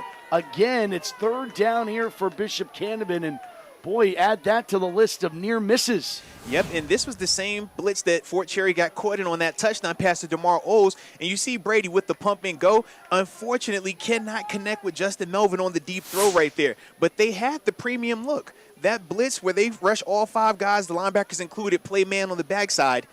You're on an island. Bishop Canevin feels good. They feel like they can win that matchup, but if they don't convert it consistently, Fort Cherry, that's a win for them on that down. Evan Rogers was in coverage on that play. 3rd down, 6 for the Crusaders. Under center. Bootleg for Wagner. He'll throw it out. Complete it. Popped into the air. What a hit. And they'll say incomplete, but an absolute big-time hit. That will make it 4th down. We got to take another look at this. Absolutely. Matt Sig sitting back here in a 2-high shell, waiting on the ball. And from there, outside in, beautiful job lowering the target. Make sure he goes in with the shoulder first, not hitting his head with the head. And from there, separating the receiver from the ball. That is beautiful. And that works not just on Friday nights. You'll be seeing that on Saturdays as well. You know, anyone who's questioning Matt's ability to play defense at the next level, just see that play. And he has multiple plays like that on his tape. Not just separating defenders from the ball. He'll take it from you, force fumbles, interception. He is extremely special. And the fact that he's been here at Fort Cherry, and we talk about him more for offense, is wild. Short house to punt. Good punt. Going to take a Fort Cherry bounce. 27-yard line is where Fort Cherry, who has a 21-12 advantage, gets the ball when we come back. Steelers Showcase rolls on KDK+. Have a nice day, family. What would they do without me? Can someone fix my hair? Must have cheesy eggs. I can't find my keys. No! Annoying! Never! I'm the king of Oh, I need some help. I better get more life insurance. You're irreplaceable, but a life insurance policy from GBU Life can provide your family with the resources for a well-planned future. Visit gbu.org to get started. Fall is in the air at Pittsburgh's premier outdoor shopping, dining, and play destination, the Waterfront. Find fall weather gear at retailers like Old Navy, DSW, and Rally House. Dine at family-friendly restaurants like Primanti Brothers, Shorty's Tap and Taco, and more. Experience indoor playtime at Dave & Buster's, Urban Air, and more. Speaking of play, the Waterfront is a proud sponsor of this Steel City High School football broadcast and happy to support WPIAL football across our region. Visit us at waterfrontpgh.com for more information.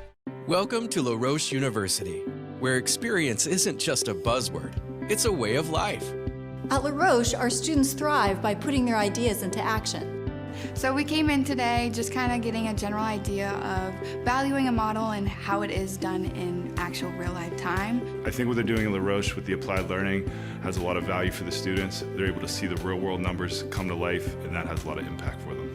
La Roche University, engaging minds, embracing the world. Quiet on set? No way. This is Jake's time to shine, and Ryan's, and our crew. Cameras, check. Drones, check. Checking that shot we just checked? Double check. We ain't got time to chill. We're out here capturing this action. This is when we get to work, to bring you every moment live, no matter what. Broadcasting changes everything. Transform how you experience the game with JRM Video Production. Tonight's broadcast is brought to you by Shell, Panera Bread, Loway Enterprises, promotional products and apparel. Jim Garry Stadium, the grandfather of current head coach Tanner Garry, the site of our Fort Cherry Bishop Canevin matchup on our Steelers Showcase Game of the Week. Alongside Arthur Moats, Matt Fargo with you, Susie Cool down on the sidelines. And Matt Sig gets a carry, and not much available on that run as Noah Steele, the junior, comes up to make the tackle, and it's second down after a pickup of one. And it's been ground and pound for the Rangers to this point. No, it definitely has, and they've had a ton of success doing that. But what I will say for Bishop Canevin, urgency on this drive. They can't allow another explosive touchdown because I do feel like that's going to put them in a lot more of a bind and feel like they're chasing the rest of this game. So let's see how they handle this series right here. 2nd and 9, Sig, a race to the corner, and he's met immediately. This time it's Noah Steele again, along with Minikin Johnson. And those are two players that are very productive. Obviously, Minikin Johnson, the West Virginia commit, but nice job right there by the pursuit, inside out by number 15, Noah Steele, and then by the West Virginia commit, number 7, Minikin Johnson, using his hands to ultimately set a nice edge and contain Matt Sig, something that they've been struggling to do tonight. 3rd down and 8 to go. Do we get more trickeration? Huey motions to the right. Sig, design run play, and he's hit from behind. Nicely done by Alex Kirk. Coming from the backside, and it is 4th down for the Rangers. And the offense looking like they're going to hang out there. Up here comes a couple different players. I think they're yelling for punt. Yeah, I feel like when you're talking about 4th and 6, backed up on your side of the field, I don't think you want to do that on a night like tonight. Bishop Canevin definitely is capable of taking advantage of the short field if they get this opportunity. Yep, so they go back to punt. And last one wasn't a great one. This one isn't either, as it's going to be great field position for the Crusaders. 44-yard line is where Bishop Canevin will take over. We're talking about Jim Garry Stadium. Coached 44 years at Fort Cherry, 1959 to 2022.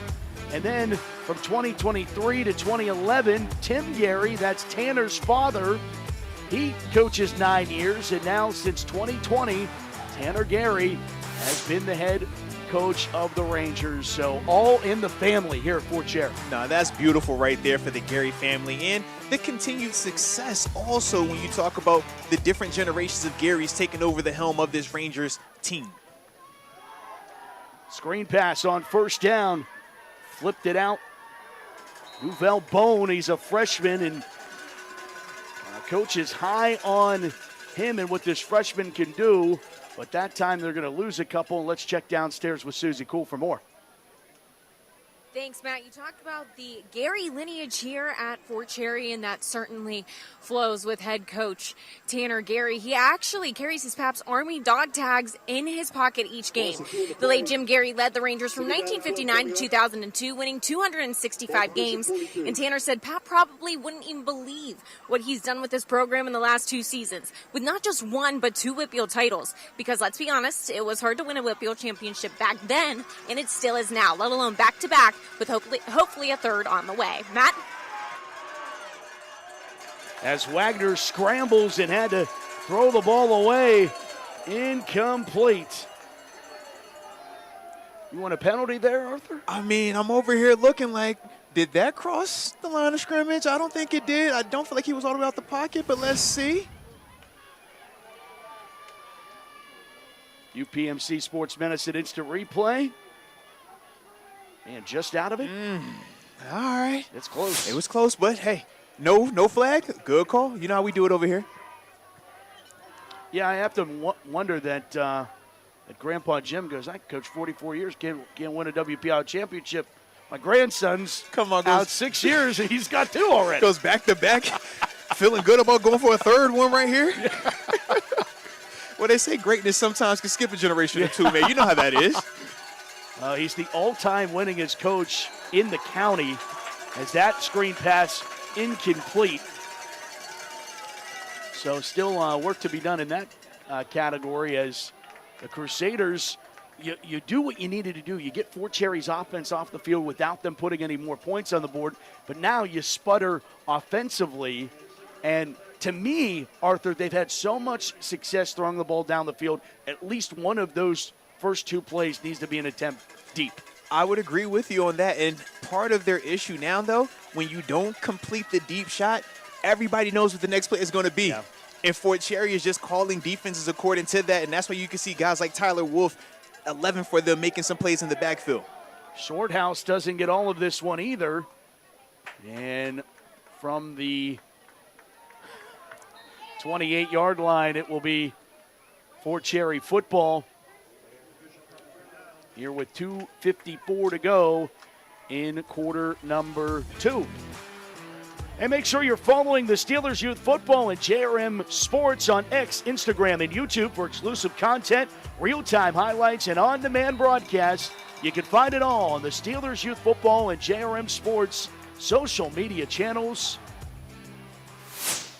Don't be afraid. Give us a follow. Sig, design draw play, and he'll pick up 6 on that. And even just his strides, Arthur, are just, they're picking up yards in ways that you just don't see every day at the high school level. No, you're absolutely right. And when we talk about the physicality that Matt Sig plays with, we know how fast he is and how explosive he is. But he doesn't shy away from contact, and it really puts a lot of pressure on you defensively. Lowering the shoulder and stretching for more, Eli Salvini. He's the second leading rusher on the squad. Came into today, 391, 9 touchdowns. Yeah, and that's another physical downhill run. You rarely see any Rangers ball carriers falling backwards when they get tackled, and that's just a sign of physical running. Finishing the run is what we call it. Another run for Salvini. He follows Brockers, and there he goes! Salvini! He wants touchdown number 10, and he's got it! 61 yards, touchdown Rangers!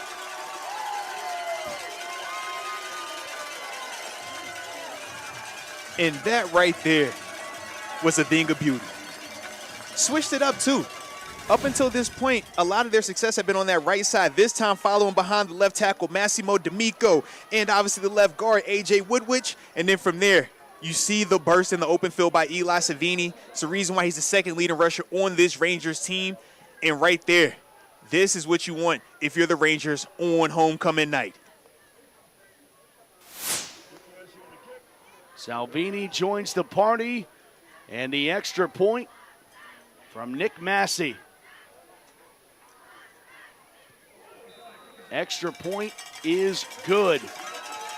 28-12. Fort Cherry has the advantage over the Crusaders of Bishop Canevin. Kelly Automotive Drive recap. 3 plays, 72 yards, just a minute 65 seconds, others would say. And I will say this, for Fort Cherry, that drive specifically felt like they were trying to let Bishop Canevin know we are a more physical team. You guys like to do the throwing, and it's cool. Yep. But right here, we're trying to play good old smash mouth football. Yes. And unless Bishop Canevin can find a way to turn Fort Cherry back, I don't see them having to change that plan up. And obviously we know Matt Sigg hasn't been throwing the football at all tonight. But when you can't stop this rushing attack, whether it's Matt Sigg, whether it's Eli Salvini, Ryan Huey, it puts you in such a bind defensively.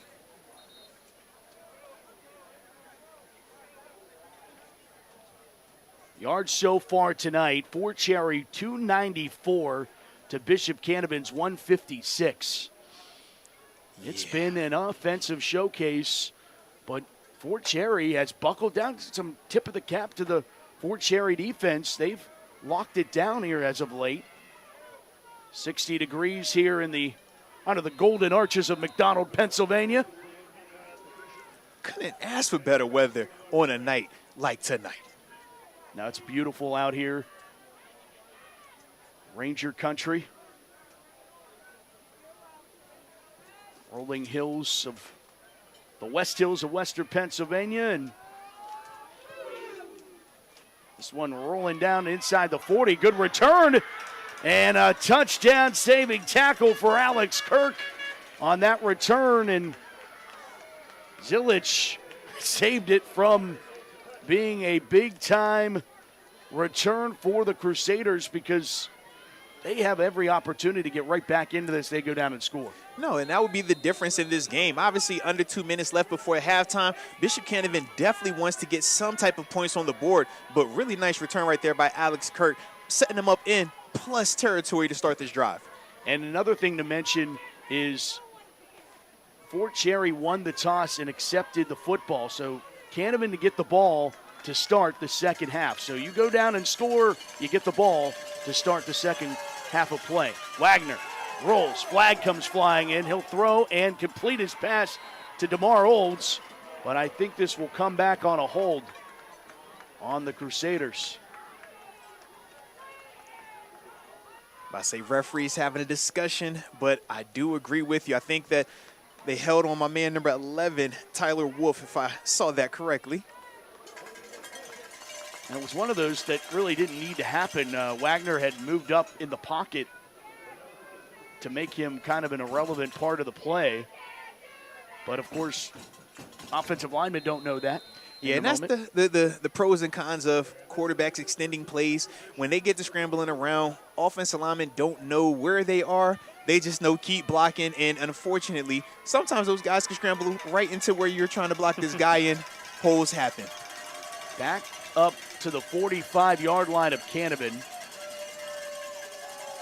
Monte Mott, a burst of speed in this new turf. Might have caught up to him as he picked up some of that lost penalty yardage, and he's 2 yards shy of the original line of scrimmage, so 2nd and 12 coming up. He's so fun to watch. You see him make the defender miss in the backfield and then outrun the next guy. Explosive player, and I hope for Bishop Canevin they don't get too far away from using him because of them trying to connect on some of these pass plays. 2nd and 12. Wagner with time this time. Conducts traffic. Chucks the ball down the far sideline. A diving attempt by, That was Evan Rogers, who almost had that INT trying to dive for it. And it goes incomplete. 3rd down, 12 coming up here for BC. Yeah, once again, offensive line holds up for Bishop Canevin, but for Brady, not able to find anybody open in that particular time and almost put that ball in harm's way. But let's see for Fort Cherry if they can make another play defensively to set up a 4th down. And maybe for them, with 2 timeouts still remaining, feel like they can go ahead and get another score before the half ends. Certainly capable of it. Quick score ability. 3rd down. 12 to go for Bishop Canevin. Wagner back to pass. Throws and nobody's home. Miscommunication there as they didn't even have a shot at it. It is 4th down. And punt unit is coming on. Yeah, these past couple of series, Brady Wagner hasn't looked as comfortable and decisive when he's been throwing the football. We've seen a couple of near misses. We've seen him have some questionable reads, obviously, on this play right here. So for that coach over there in terms of Rod Steele, I do think he's going to have a nice conversation with him to just calm him down at halftime, because Canevin is having some guys down the field that are getting open, but if you can't complete those throws, it just puts you in a bad situation for 3rd and longs, 4th and longs, etc. So they're going to mark back 5 yards on Canevin for the delay game. And now Leo Shorthouse got a good punt off. Last one wasn't as great. This one bounces to him, and he gets it away. That's a terrific job. And it takes a Bishop Canevin roll. Look at this. Look at this. Leo Shorthouse, show why you were all conference a season ago. As good as it gets for 99.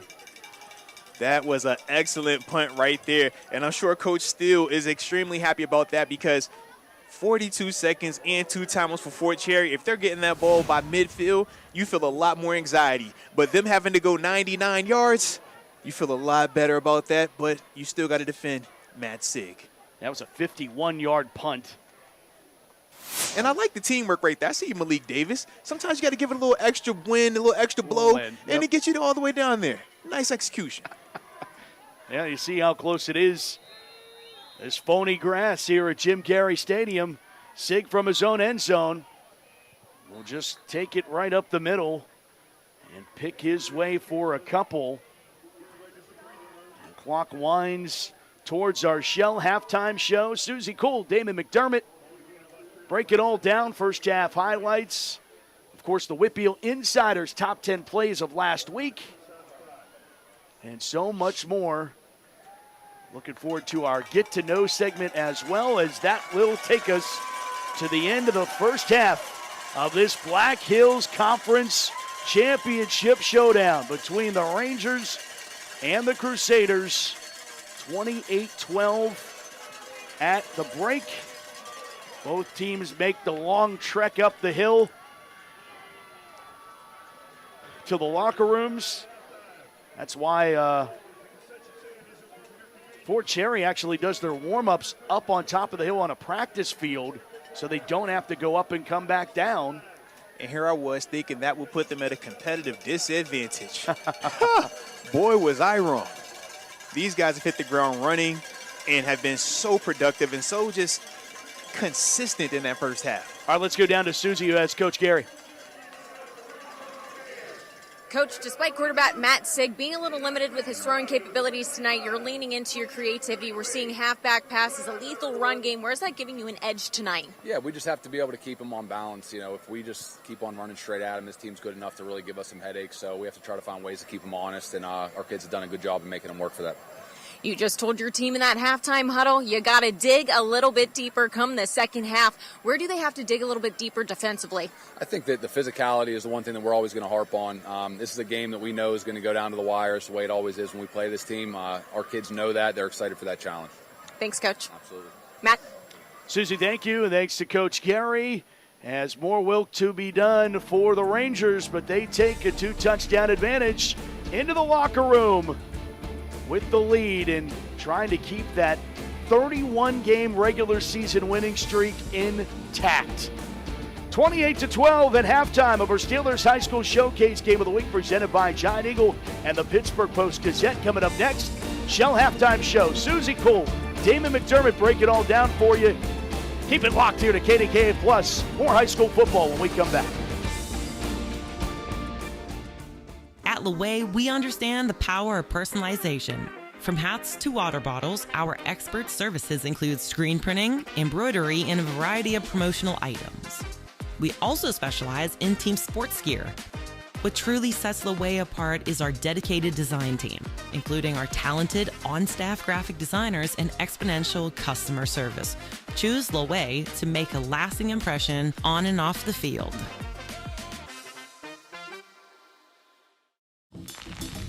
This is a meal. We're talking a good food that makes you feel good meal. You feeling that? Now, meal this. A salad for the first time in a week meal. A catching up with your ex meal. So, how's your mom? Been there. Ooh, a scoring cool dad points meal. Obviously. Thank you. Do I spy an I need 5 minutes to myself meal? Whatever you're feeling, at Panera, it just meals good.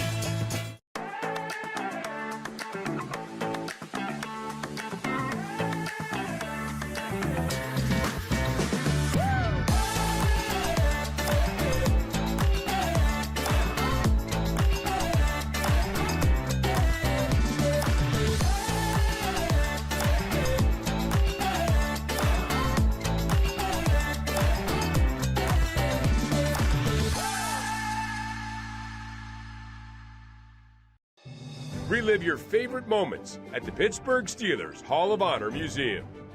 They really wore that back then, Grandpa? Yeah, they really did. Playing back then was tough, believe me. Now this is the best era. Nobody could beat that dynasty. I couldn't agree more. Those teams were unstoppable. Now, I don't know about that, but the team was really good in the 90s. Come on, you couldn't catch those teams of the 2000s. They went the distance, literally. That's what I'm talking about! Yes! The 70s are definitely the best. No way! The 2000s, hands down. Whoa, guys, stop fighting. I think every era was pretty sweet. You said it, kid. I hope you guys enjoyed yourselves, and I hope to see you back here soon. Wait, your tea? Seems like a nice spot. Welcome into the Shell Halftime Show on KDKA Plus. Man, Damon McDermott. This is Damon McDermott. I'm Susie Cole. I'm sorry, but we have a huge game here. 1A classification showdown, a rivalry matchup between the Fort Cherry Rangers and Bishop Canevin Crusaders. Fort Cherry up 28-12 right now. At first, it was a back-and-forth affair, Damon, but right now the Rangers look like they are taking it away. Yeah, I mean, at first I was like, wait a minute, it's going to be the DeMar Old Show versus Matt Sig, who they're friends. They tweeted each other during the week. They said they're going to put on a show, and they did. Those first two plays, unbelievable, but every time you think Bishop Canevin's getting back in this game, Matt Sig makes a big play, but he also has some counterparts really starting to punch into their ticket into the end zone as well, helping him out, or he's going to carry the ball 40 or 50 times at this rate. Yeah, Matt Sig already with 179 yards of total offense just himself. And while there's no shortage of plays here on the field here tonight between Bishop Canevin and Fort Cherry, you know, we always love to see what these kids do off the field as well. So let's take a look at this week's Jerome Bettis Leadership Award winner. This week's award goes out to sophomore linebacker from Our Lady of Sacred Heart, Cassius Gilden. The sophomore is an excellent role model for Ulsh football and his community by spending countless hours volunteering at Allegheny Center Alliance Church, at the Jasmine Nairi Foundation, and he even completed a mission trip to Indianapolis this summer. He is just truly so contagious for his team and helps others chase success as well. So congratulations to Cassius Gilden, again a sophomore linebacker from Ulsh, for being this week's Jerome Bettis Leadership Award a winner. And every week we have been taking a look at some of the Whitfield's most illustrious alumni, from Central Catholic to Pitt to now the Buffalo Bills. Let's take a look at the career of DeMar Hamlin. Drafted Western PA to the NFL, presented by UPMC. Number 49, Damar Hamlin. As a defensive back at Pittsburgh Central Catholic High School, Damar Hamlin was one of the top recruits in the country. He had scholarship offers from every major college program, but chose to stay in Oakland with the Pitt Panthers. He lived up to his lofty reputation at Pitt, playing in 48 games while racking up 290 tackles and 6 interceptions. That production led him to be drafted by the Buffalo Bills in the 6th round of the 2021 draft. He saw limited action as a rookie, but became a starter in 2022. Late that season, Hamlin became internationally known during a game in Cincinnati. It's not what any of us want to see, and everybody's around him, and just hope that he's going to be okay. After initially looking grim, Hamlin's health improved, and he returned to the field the following season. In 2024, he posted his best professional output to date with 14 starts and 2 interceptions. A house is just 4 walls, but a home, that's something more. At Your Town Realty, we don't just work here, we live here. We're small by choice, with deep roots and real relationships that go beyond transactions. And because this city means so much to us, we give back, year after year. It's not about being the biggest, it's about being the one that feels like home. Your Town Realty, locally owned, community grown. Around here in the fall, harvest moons, cool crisp evenings, and on Friday nights, legends come alive in Pittsburgh. WPIAL High School Football. Allegiant Community Federal Credit Union is a proud sponsor of the Steel City Game of the Week. Allegiant salutes the players, the fans, the cheerleaders, and the parents. Allegiant Community Federal Credit Union. 7 locations and a sponsor of this WPIAL High School Football broadcast. Pittsburgh, get ready to see PPG Pace Arena like never before. PPG Pace Arena tours take you behind the scenes of the home of the Pittsburgh Penguins. This is your chance to step inside the Penguins locker room and feel the history of the 5-time Stanley Cup champs. See the ice from a player's point of view and go where legendary broadcasters told the biggest moments in Penguins history. From championship stories to behind-the-scenes secrets, this tour is the ultimate Penguins experience. Visit ppgpacearena.com and book your tour today. At Octane Customs, we take pride in helping our local businesses make an impact. We don't just wrap vehicles. We build moving billboards that get your business noticed. From bold designs to expert installation, our 3M certified team delivers quality you can trust every time. Book now and mention this ad to get 10% off your custom business wrap and turn every mile into a marketing opportunity. Octane Customs, your brand on the move. I'm Rocco, and I work here at Shell Polymers Monaco. Outside of work, I coach and train football at M7 Shell Sports Complex. We work with students on and off the field to develop their life skills, helping build my community.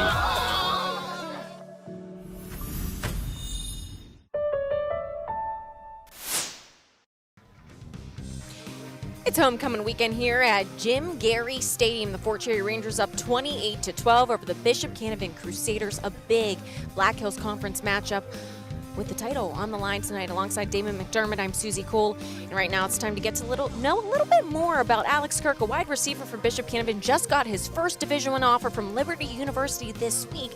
Let's learn more about him.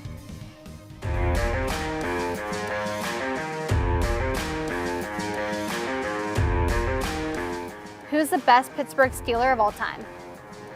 Troy Polamalu. What's the best home-cooked meal you get, and who makes it? My mom makes this chipotle chicken with rice. It's pretty good. What's on your bucket list before graduation? Help my mom buy her car. Who's your celebrity crush? I don't got one of those. What advice would you give to younger football players that look up to you? Don't listen to what people say. Just keep working, keep your head down. You're gonna be what you wanna be. You're on TV. What do you want to say to your parents? I love you. This is Alex Kirk from Bishop Canevin, and you're watching the Steelers High School Showcase on KDAK+. Time to talk up our Coach of the Week for Week 6 action. You got to give it out to Trinity Hillers head coach Dan Knaus. Knaus led his Hillers to a 33-22 upset victory over the 4A powerhouse Thomas Jefferson Jaguars last Friday. Trinity scored 26 unanswered points in the second half to overcome a 15-point halftime deficit, and his comeback was sparked by a 21-yard touchdown pass midway through the third quarter and then capped off by an interception in the end zone for another touchdown. This marks Coach Knaus' third Coach of the Week honors and second since taking over the Hillers program in 2002. And Damon, it is that time of the week to check in with our good friend Carlos Avco with last week's top 10 plays from Week 6.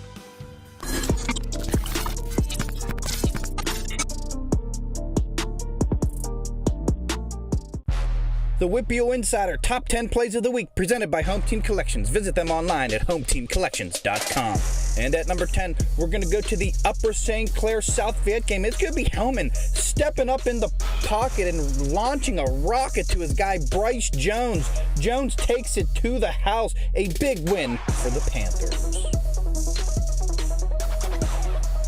At number 9, we're going to go to Woodland Hills, and it's going to be DJ Dutrell. Dutrell powering his way into the end zone. Woody High goes on to win the game. At number 8, we're going to go to the North Allegheny versus Mount Lebanon game. The opening kickoff, not even a second has ticked off the clock, and Corey Pitts Jr. gets the ball in his hand, breaks a couple tackles, and then outruns everybody to the edge. It's going to be an open kick touchdown for Pitts there. At number 7, we're going to North Hills, and it's going to be the big defensive end, Joey Lutz, who's going to strip the ball from the Plum running back and break a tackle and take it to the house. This would be the difference in the game. North Hills goes on to win.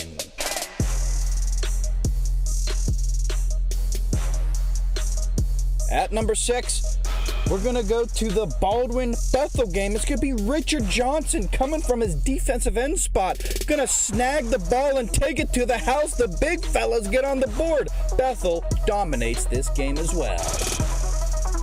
At number 5, we're going to go to 1A, Cornell and Fort Cherry. It's going to be Ryan Huey, the running back with an arm. He finds Evan Rogers for 6. Coach Tanner Garry dialing it up, keeping his records.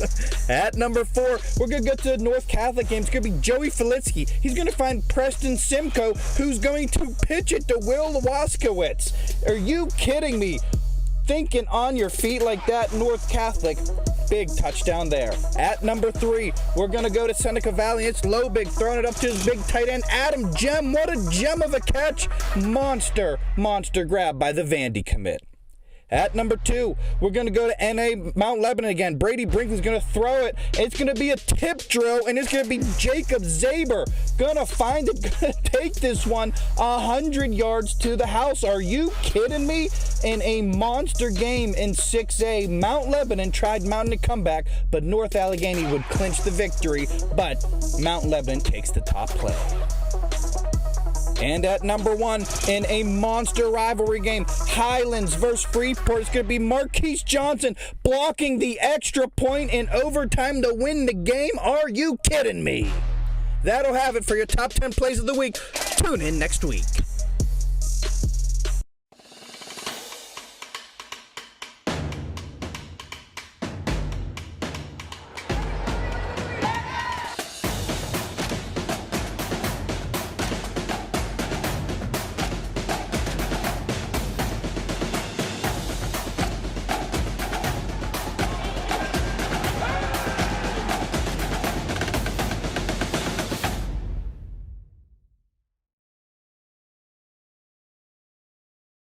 In a world of big corporations and interpersonal experiences, there's something truly special about family-owned businesses. For over 70 years, the Mike Kelly Automotive family has been serving the community with integrity, honesty, and a commitment to putting families first. And we're not stopping anytime soon. Our commitment to excellent sales and service remains stronger than ever. Visit us today and experience the Mike Kelly Automotive difference. Because when you buy from us, you buy from family. Why do I love having a healthcare concierge? It's the speaking to a real live person. It's the figuring things out. So I don't have to. Es la voz que me da. It's the making sure I get my prescriptions on time. It's the call, just to see how my son was doing after his accident. When you have a healthcare concierge team, you have partners. Partners in care. Need construction or real estate services? One call covers it all. Macero Construction Group, helping shape the city you love and the name behind Pittsburgh's skyline. We manage construction for many local schools, ensuring strong foundations for the future. Need space? Macero Properties has prime office and warehouse locations in the airport corridor and downtown. And when disaster strikes, Macero Restoration is ready 24/7. One name, one call. Macero Construction Group, building Pittsburgh, serving you. I'm Rocco, and I work here at Shell Polymers Monaca. Outside of work, I coach and train football at M7 Shell Sports Complex. We work with students on and off the field to develop their life skills, helping build my community.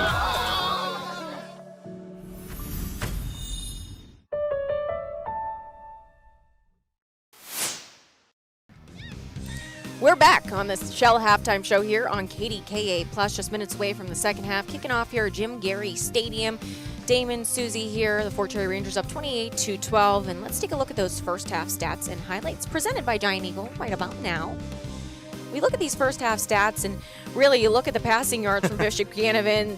Minimal for Fort Cherry because quarterback Matt Sig, of course, limited with his throwing tonight, but look at the rushing yards that the Rangers have on the game. Yeah, and it's almost frustrating if you're a coach for Bishop Canevin. You know what they're going to do, but they're just doing enough to mix it up. That one 17-yard pass is a double reverse when they blitzed everybody.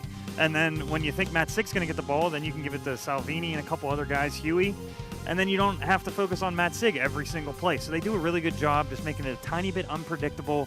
And then Matt Sig's going to get the ball 20 to 25 times a game, and he's going to run for 200 yards. And whenever this game started off, it looked like it was going to be a back and forth affair between the Crusaders and Rangers. I mean, within the first minute and 8 seconds of the game, we saw 2 touchdowns for both sides of the ball. Here's this one. It's going to be on every highlight tape. Reverses field, Matt Sig breaks about 3 or 4 tackles, and then you talk about he has 4.42 speed. You are not going to catch him in the open field. It is unbelievable. Gives his teammate a high five right there while he jogs in the end zone. That's when you know you're fast, when you can start jogging halfway there. What a touchdown to start the game for Matt Sig. But their buddies, DeMar Olds, right away, 1 play, 1 touchdown for Bishop Canevin. 80 yards. Look at the speed by him, too. That's why he has a couple Division I offers from Akron and Kent State. He's a superstar as well. They got to get him the ball more in the second half. DeMar Olds having a heck of a game despite the scoreline right now for the Crusaders. And you see, that's their second touchdown there of the game. Yeah, by Monte Mont. We talked about the 3-headed monster they have running. He does such a good job. But again, the answers every time by Fort Cherry. You think you're finally back into the game, and then they score on you again. There's Ryan Huey right there. They all bid on a fake to Matt Sig. He gets in the end zone. And then here's another one, Salvini. They say he has the last leg on their WPIAL Championship track team. He rivals Matt Sig's speed. Watch him going down the sidelines right here. Nobody's going to catch him. Again, they bid on a Matt Sig fake, and then he gets the touchdown. Salvini and Huey said, hey, you know what? I want to join in on the fun, Absolutely. too. Let's take a look around the WPIAL at some of the scores that we have. We have Trinity over Chartiers Valley. Ooh, good call on my part. South Allegheny shutting out Apollo Ridge right now. North Catholic and Beaver. Can I get a walk for the Bobcats? 21 apiece at the half.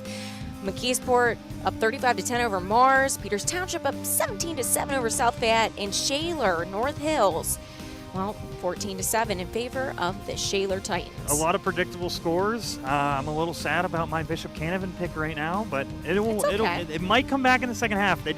I say let's guard 3 or 4 guys on Matt Sig. I felt that I was on an island when we were talking about the North Catholic Beaver game, so I know how you feel, Damon. However, I'm loving Hawaii. I'm loving my little island out there in Beaver County because the Bobcats, they are doing me justice here with these scores tonight. And again, tonight, when you're looking at this scoreline between the Rangers and Bishop Canevin, you thought it was going to be a little bit of a closer game here going into the second half of action. However, we're going to have to see how this plays out. Yeah, and I think for Bishop Canevin, you did a lot of good things right. You get the ball first in the second half. You have to score because, again, at any time, Fort Cherry, if they get the ball in their hands, Matt Sig is a one-play touchdown machine. Come out in the second half, score on your first drive, you're right back in this game. Our very own Matt Fargo has some exciting news for our last game of the Steelers High School Showcase Game of the Week. Matt, what do you got? Yeah, thanks, Susie. Well, as the season continues, we said that it was going to be a fan choice in Week 9. And here are your options for the fan choice voting. Moon at South Fayette, North Catholic at Hopewell, and Steel Valley at South Allegheny. Those are your options to vote where we will go and bring our Steelers High School Showcase cameras. Scan the QR code now to cast your vote at where you want us to be on that final Friday of the regular season in the WPIAL. I mean, very exciting matchups also with all three of those. Yeah, no question about it. Looking forward to it. I know you might be having a favorite, though, Arthur. I mean, when I saw South Fayette pop up on the list, yes, maybe I said, come on, guys, don't you want to vote for that one? But you can't go wrong with any of these matchups. Of course, we're going to enjoy it regardless of where it's at. And, I mean, so far, so good. I mean, I feel like all these Steelers Showcase games have been top-notch, man. Yeah, and I really like that matchup. North Catholic at Hopewell, Noah Politsky and James Boo Boo Armstrong with the Hopewell Vikings. Battle of quarterbacks, Joey Politsky and James Armstrong. That would be a lot of fun to see. But then South Allegheny, they're kind of the unsung heroes and of 2A. And you know the crowd is going to be insane if you go out to South Allegheny. You know, they're going to roll out the red carpet for us, and then they play Steel Valley, fighting Charlie Batches back in the day. Of course, the Ironmen know a thing or two about getting into that championship game, have that championship pedigree, getting the title game 2 years ago. So, yeah, great options all the way around. Make sure you can go to Steelers.com and go to the Steelers Youth Football page to cast your vote. Voting open until Wednesday of next week, and we'll announce the winner right here on the Steelers High School Showcase next week. All right, now time for a JRM Sports Check-In.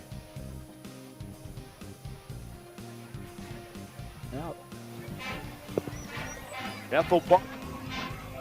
Okay, so here we are in Upper St. Clair. We're doing a little highlight package here. That is Dante Corey struck first to score in the first quarter to Panthers lead 7-0. That is John Banbury there getting across pay dirt. It was 14-0 Panthers early. Bethel Park came back. That is Evan Devine throwing to Charlie Simmons. Got him within 14-6. They missed the extra point, but towards the end of the first half, little inside handoff. That is John Banbury getting right up the middle. They give the Panthers a 28-12 lead, but just a minute ago, after an overturned interception, they go deep down the field. Devine to Santino Novosevich, 28-12. The Upper St. Clair Panthers lead the Blackhawks. 6:55 to go in the third quarter. You're voting for the fan vote. I'm going North Catholic Hopewell on that. What would you? No, I'm picking that game. Two electric Yeah, quarterbacks. I can't wait to watch them both. That's the game I'm going to pick, but everybody at home, don't get mad at me. Vote for your favorites. We got 3 choices. Me and Susie are going to be there no matter what. Again, votes are unlimited for that fan choice for Week 9 action on the Steelers High School Showcase Game of the Week. And tonight, though, the action continues at Jim Garry Stadium, but with second half action coming up here next on KDK Plus with Matt Fargo and Arthur Rhodes. Did you know you can make your home or building look brand new? For the whole project, or just spot repointing, make your home exterior brand new like when it was built. Call or visit Mariani-Richards.com. This is a meal. We're talking a good food that makes you feel good meal. You feeling that? Now, meal this. A salad for the first time in a week meal. A catching up with your ex meal. So, how's your mom? Been there. Ooh, a scoring cool dad points meal. Obviously. Thank you. Do I spy an I need 5 minutes to myself meal? Whatever you're feeling, at Panera, it just meals good.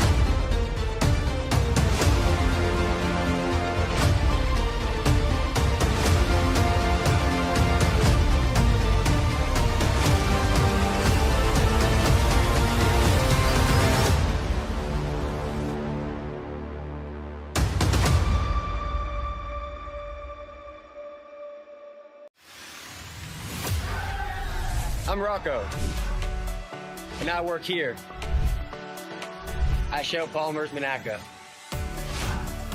Outside of work, I coach and train football at M7 Shell Sports Complex. We work with students on and off the field to develop their life skills, helping build my community.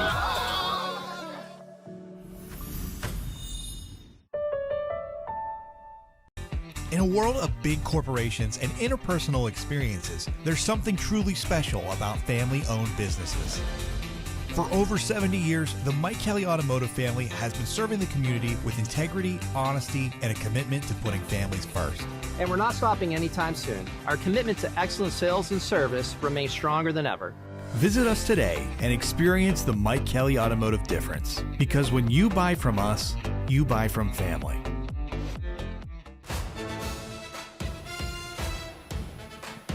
Steelers High School Showcase Game of the Week presented by John Eagle with the Pittsburgh Post-Gazette. Gearing up for the second half between the Fort Cherry Rangers and the Bishop Canevin Crusaders, 28-12. As we do so, back with Arthur Moats, Matt Fargo with you up here in the booth, and Susie Cool, of course, down on the sidelines. Thanks to her and David McDermott for another great edition of the Shell Halftime Show. And these halftime adjustments, Arthur, they are certainly maybe blown out of proportion. I mean, you're not changing schemes and making these crazy adjustments. I think it maybe gets blown out of proportion when you talk about all these halftime adjustments. But there are little things and little adjustments that you make that can make all the difference, right? No, absolutely. I mean, if you're Fort Cherry, the adjustment you're saying is, let's continue to run this football, continue to stay out of 3rd and long so we don't have to put Matt Sig or this offense in positions where they have to figure out how to throw the ball. So that's one thing. But then if you're Bishop Canevin, those corrections are now, hey, Brady, man, when you're getting those deep shots, more air under it. Less trying to bullet it and give those receivers a chance to make plays and tackling. When you think about the explosive plays that Fort Cherry has had, they've come off of a guy being in position to make the one-on-one tackle, and Fort Cherry just winning those matchups. So those adjustments at halftime, sometimes, like you said, very robust, but other times it's more calculated, more dialed in. And for both teams, that's what you want. You don't want to have 30 different things to talk about at the half. 1 to 2 things, let's get out here, let's play fast, and hopefully lead your team to victory. Bishop Canevin will get the football to start. Of course, Matt Sig has been electrifying. 2 touchdowns tonight already, 125 of them in his career, as that record continues to be rewritten every time he crosses the goal line now. As Nick Massey tees it up, line drive kick fielded at the 25-yard line. Thomas Coates on the return. Couple broken tackles and up to the 38-yard line, where the Canevin offense, who looked good early, they answered 2-play drive to get things going in the early moments. DeMar Olds touchdown, and were able to punch another one in on a little bit of a longer drive, 7-play drive. But since then, they've sputtered. Yeah, they definitely have. And I'll be interested to see early on if they want to come back and reestablish the running game, or do they go back to the well of what has had success early on, which is hitting them through the air. But if you are going to go through the air, number 1, DeMar Olds will be the guy that I'll be targeting. It's the 21st meeting between these two teams. And here's Monte Mott on the carry. Mott breaks the tackle. First down and more as he cuts back in. The ball pops loose, and the Rangers come away with it. A great run by Mott, erased by a ball-hawking defense of Fort Cherry. Couldn't ask for a better start for Fort Cherry defensively. You see Monte Mott right there getting to the perimeter, but who is making that over there on the perimeter, right? Who's making those tackles? Everybody running to the football. 11 hats to the ball. Ball ends up coming out. And then from there, you see big number 50, A.J. Woodwich, making the recovery and setting them up in positive territory as well for that Chargers offense. Rangers back in set offensively. And it's Sig bouncing it to the outside. Sig turns the corner. There he goes. Matt Sig, touchdown Fort Cherry. Add another one to the record books, 46 yards. And oddly enough, prior to that play starting, Bishop Canevin was not lined up right. The wide receiver was all the way open, and that's why over here there was nobody to turn Matt Sig back to the cavalry, and from there he outruns the rest of those guys. Excellent job by him identifying a mistake by Bishop Canevin coming out of the half. 2 bad plays, one on offense, one on defense. Matt Sig and Fort Cherry taking full advantage of it, and now busting this game open. Extra point from Nick Massey. Kick is good. 35-12 for Cherry. This game was 14-12, and since then, that guy. It's the Matt Sig Show. Come back on KDKA Plus. Turkey's in season at Eaton Park. Whether you're craving it hot, stacked, Pittsburgh style, or served up with all the fixings, we've got you covered. Starting at just $10.99. Add a slice of pumpkin pie to any of these favorites for only $1.99. Only at Eaton Park. At Loewe, we understand the power of personalization. From hats to water bottles, our expert services include screen printing, embroidery, and a variety of promotional items. We also specialize in team sports gear. What truly sets Loewe apart is our dedicated design team, including our talented on-staff graphic designers and exponential customer service. Choose Loewe to make a lasting impression on and off the field. You know, when Gary's call came in, just by the sound of the call, you knew that this was a bad injury. When I saw Gary in the hospital room, they were afraid that his injuries were so severe that the lower leg wouldn't be salvageable. It was 50-50 as to whether Gary was going to keep the lower limb. My name's Garry. When I needed help the most, Edgar Snyder was there for me. I wouldn't have wanted no one else. I'm glad they were my team, straight up. At Hello Bistro, we keep it fresh. Fresh flavors, fresh choices, endless ways to build what you're craving. Because food should be as bold as you are. You deserve fresh. Only at Hello Bistro. Tonight's broadcast is brought to you in part by UPMC Sports Medicine, Allegiant Community Federal Credit Union, Octane Customs, your brand on the move. Matt Sig, better than advertised, and I don't know how that's all possible. 16 carries, 228 yards rushing. He scored 3 touchdowns tonight, 14 yards per carry. Fort Cherry is winning the total yards battle, 343 to 172, and 326 of those 343 are on the ground, just 17 yards passing, and none of them of the passing yards come by way of number 3. The stars show up under the bright lights, and that is definitely what you're seeing from Matt Sig tonight with this impressive performance that he's been putting on. And unfortunate for Monte Motti, goes down to a knee, so he's down at the 11 or 12 yard line to start this drive. Let's take another look at this touchdown, Arthur. So as you see right here, nobody guarding number 7, Evan Rogers, in this big gap right here. So as the play starts, what do we get?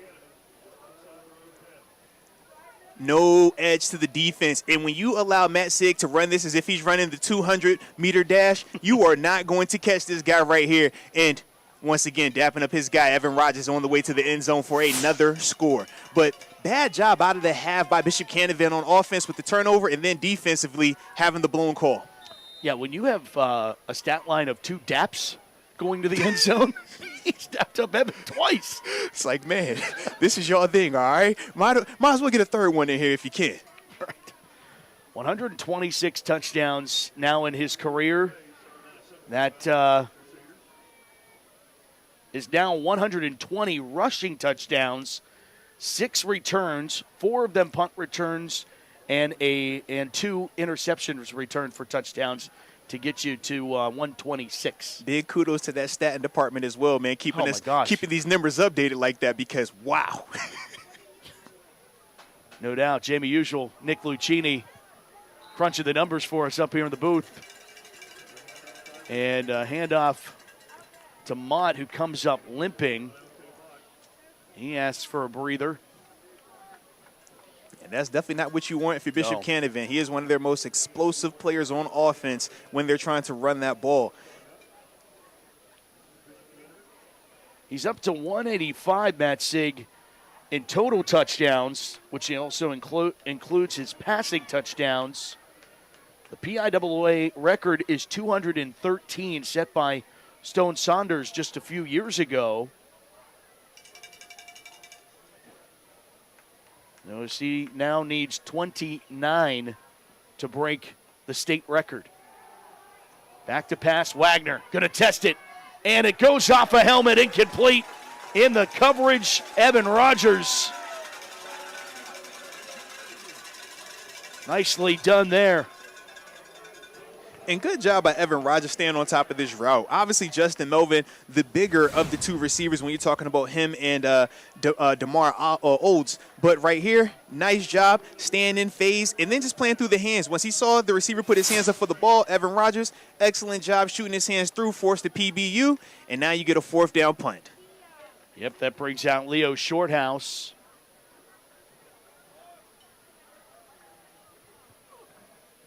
To punt this one away from inside his own 5. It's going to roll. And it's Sig on the return.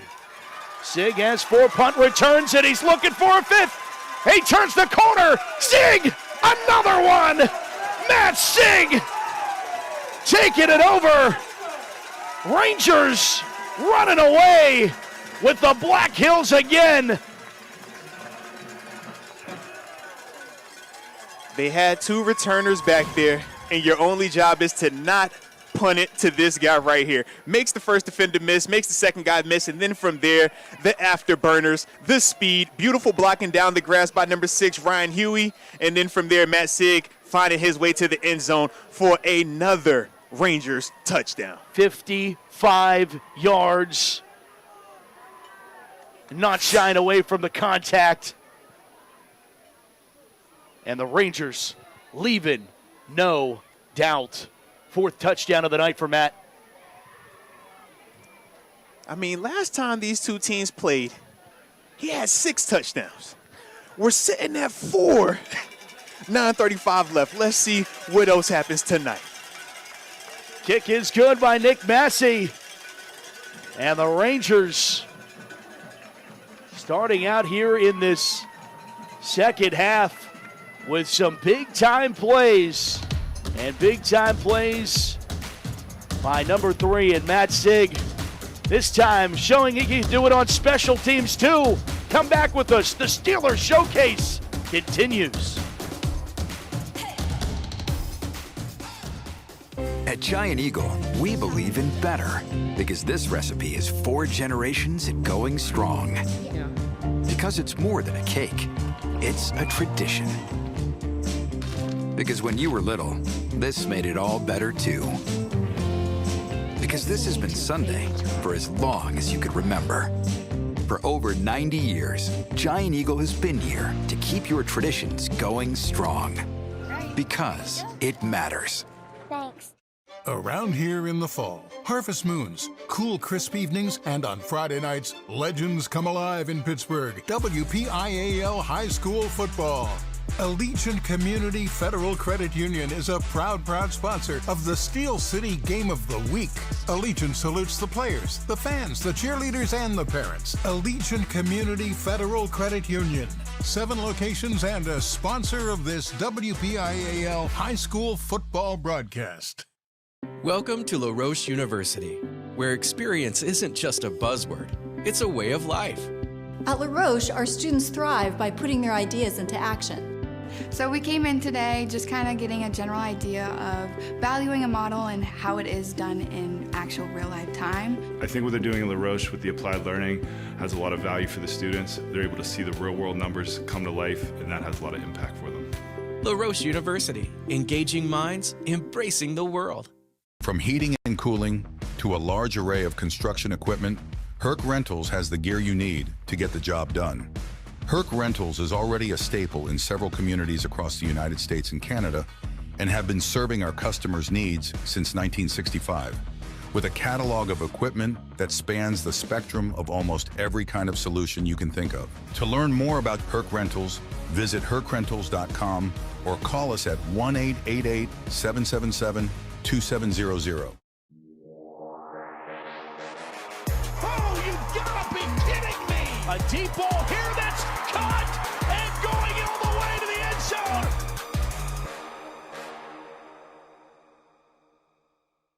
JRM Video Productions, winners of a regional Emmy Award for live sporting event. That's a red moon for the Ranger Red of Fort Cherry. On They this lead it. homecoming night. Oh, my goodness. Beautiful night in October. Pink out night. Return here for Canevin. Thomas Coates tripped up over the 35 to the 37. And it's gut check time for Canevin. Final themselves down 30. What do they come up here with? And, how much of it is, can they chip their way back into it?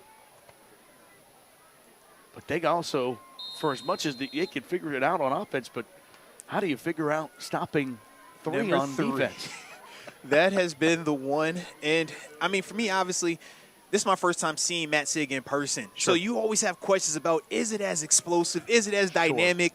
All of this talent on the Bishop Canevin defense. Yeah, they're not scrubs by any stretch. There's Not D1 at dudes all. out there. Not at all, but Sig has definitely risen to another level tonight. But let's see if Bishop Canevin, because there's still plenty of time in this game, and they are explosive. We saw that in the first quarter. Let's see if they can figure out something to make this more competitive, because they're about 5 points away from that clock starting to run, if you know what I mean. Yeah, and I think one of those things, too, is it really is similar to watching guys like Tyler Boyd, watching guys like Terrell Pryor when they were in high school. Could say it from experience. Watch both of those guys play at the high school level, and there's just a different element of when they get the football, and everyone knows that it could go for 6 every time they do. And that's the disheartening part, when you know who's getting this football, but you still can't stop it. Mott back out there, good to see, as he'll pick up a first down for Canevin. And this is something that I'm sure Bishop Canevin wanted to keep in terms of that balanced attack, but now the problem is this, because they're down by so much, you can't lean too much on this rushing attack because the clock isn't in your favor right now. Right. Scoreboard update, Clarendon, who Post-Gazette put ahead of these Fort Cherry Rangers, 41-0 over Leechburg right now. Leechburg's a top 5 team in single A by all accounts. Leechburg took down Jeanette in convincing fashion. First down and 10. Gearing it up for a nice showdown later on. Oh, could be a championship rematch between the Rangers and the Bears. Of course, that touchdown by Matt on 4th down at Acrisure Stadium that he got into the end zone to give the Rangers their 2nd championship in program history. Both of these programs have 2. Canevin's one of the 90s and one of 2021. Even we're runner-up in 22. Yep.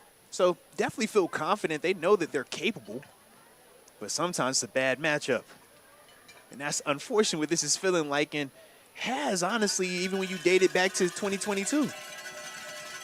Yeah, 2022, the last time Bishop Canevin beat Fort Cherry. Here's a big run by Mott. Mott trying to break free, and he does. And he changes direction to get in the end zone. Touchdown, Bishop Canevin. They want to get back into it. 45 yards is the first step for Monte Mott. We talk about explosive running. That's Monte Mott. And I like the fact that he does it within the tackles, making guys miss maneuvering through. And as you can see right here, downhill, explosive, following the big guys up front, makes a defender miss, and then the speed to run past the 2 safeties in the middle of the field, and then doing a good job of turning that defender's hips. Once you turn them twice, you get him gone, and now he gets into the end zone for a touchdown. Good job by Monte Mott right there, showing that regardless of the score, he hasn't checked out of this game. He still is in the fight. That's a good response by this Canevin squad as Shorthouse puts the extra point through, 42-18. And Rangers still well in control of this one. Matt Sig continues to climb the WPL career rushing leaders. Russell Shell, the state's all-time rushing leader. Hey, another Fort Cherry running backs, number 2, Mike Vernillo at 7,646. And there comes Matt Sig, 6,894 when he came into tonight. So had another 200, 300. Yeah. Unbelievable, but of all the talent that you know the WPIL has, and the 2 and 3 leading rushers all time in the WPIL are from Fort Cherry High School. No, absolutely. If you're a Rangers fan, definitely something to hang your hat on right there. But the other part is Russell. Wow. Yes. Wow. Oh, he was that dude. Was that dude. I'm just looking at, we're trying to get to these 7s, and his is a 9. Yes. As a 9,000. Correct. Plus. Yes. Wow. Was a sensational and generational player at Hopewell. He might have another one of those in Boo Boo. Fair catch called for. Yeah, so, of course, the guy who had all of the passing records at Fort Cherry was Tanner Garry. And he has his quarterback passing him. Tanner, 14 years ago, threw for nearly 3,000 yards and 35 touchdowns. Took the Rangers to a 7-4 record and a trip to the quarterfinals in the WPIL. Played at Youngstown State and Slippery Rock. And all of those records set them 4,502 yards passing and 50 touchdowns. Both of those records beat by Matt Sig. Kind of cool that you get to be the head coach and watch the guy break your records from the sideline. And absolutely, it has to feel full circle because he knows what it took for him to establish those records in the blood, sweat, and tears. So then to be able to be the architect in terms of coaching up a young player like Matt Sig and watching his development throughout the years. The scary part is that Matt Sig is the 3rd all-time leading rusher in WPIL history. He's a quarterback. Wow. Those guys are running backs. It makes a little more sense, you know. It's absolutely. Just wild. But you see him right here again. Here he goes. Around the corner, Sig out of bounds. Add a couple more to the ledger. And, you know, Fort Cherry also has some great pedigree throughout. Marvin Lewis, a graduate. You talk about the NFL pedigree, the bloodlines. Marty Schottenheimer, the Schottenheimers, both of them graduates of Fort Cherry. And we're not talking run-of-the-mill people. We're talking about guys that have had clear success at that level, names that become household, and that's not easy to do when you're talking about the NFL level. Carry for Salvini. Gets a yard. And, you know, the other part is Fort Cherry hadn't had a WPIL championship until 2 years ago. When Tanner Garry took over the program 6 years ago, they were 2-18 over the past 2 seasons before that. So this isn't where it just you show up and you have the guys. You have to build and continue on the pedigree, bring back some of the program's history. Obviously, Tanner's a perfect guy to carry that torch. I mean, and when you talk about the family element, how we carry on that tradition, all of those people that we named early on in terms of the grandfather, right? Yes. We know the history of this, and just across the board, the progression and how they continue to get better each and every time. And even right here, we talk about them being 2-time WPIL champs. They have a strong case right now to get that 3rd one. We know Clareton is going to have something to say about that. Right. But as a whole, when you think of where this program was when Tanner Garry took over it compared to where it is now, very impressive job by him. That's Sig. Spins away. A tough run from Matt. And he gets to the 41, a first down into Canevin territory, picks up 16. And is it bad news for everybody that Matt has a younger brother in 8th grade? Yeah, just when you thought you were done dealing with the Sigs. Nope. There's another one. He's loading. He's getting ready. Yep. Absolutely, man. But if you're Fort Cherry, that's what you want to see. Because you obviously know at the 1A level, it's not like you have hundreds of people that you could pull from. It's a lot smaller of a situation here. So when you see that bloodline and you know that, hey, I know what this guy was, you got to be extremely excited about the younger one as well. And there's a younger one than that that's playing guard right now in Little League football that's already a monster. It just, man, this could be a dynasty in the making at the home of the Rangers. Salvini gets that carry.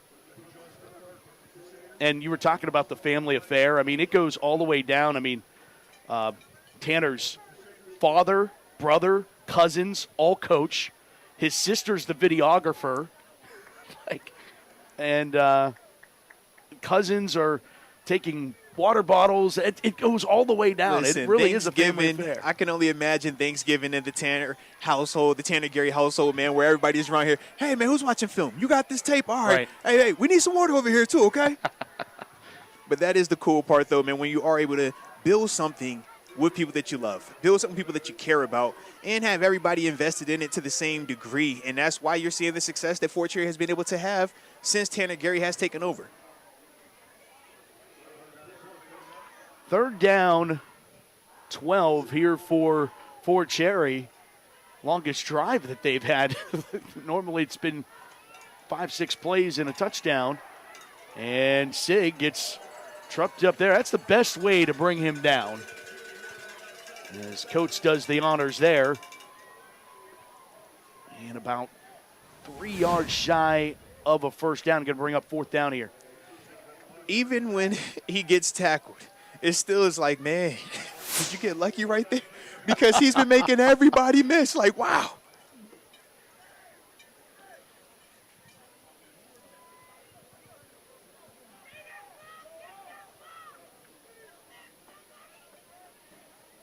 And Fort Cherry did a good job on this drive of milking clock. Yes.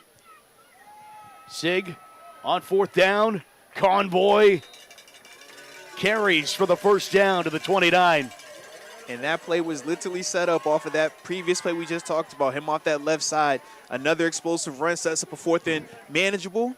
And now they get another first down and keep this clock rolling. And if you're Bishop Canevin, man, you have to ask yourself, what can you do right now to give you a different feel? Because this game is clearly dwindling down from a time standpoint. And I haven't seen anything from Bishop Canevin in the second half to make us feel like anything is going to change. No. It's more of a methodical approach here for Cherry. And now Salvini says, that's enough of that. I'll add another 29 yards for the Ranger touchdown. Eli Salvini said he was tired of us. Okay, we were doing too much talking. Oh, yeah, methodical drive, taking their time, taking time off the clock. He said, hold on, man. 29 yards, I've seen enough. Burst right up the middle, and this is what you want to see. Once again for the Rangers, big guys up in the middle, man. Turns to Tyler Matchett, right guard Archie Sadek, and, of course, the left guard A.J. Woodwich providing that rushing lane. And then from there, Eli Salvini doing the rest. Extra point from Massey. He's been perfect today. 49-19. And back out to a 30-point advantage.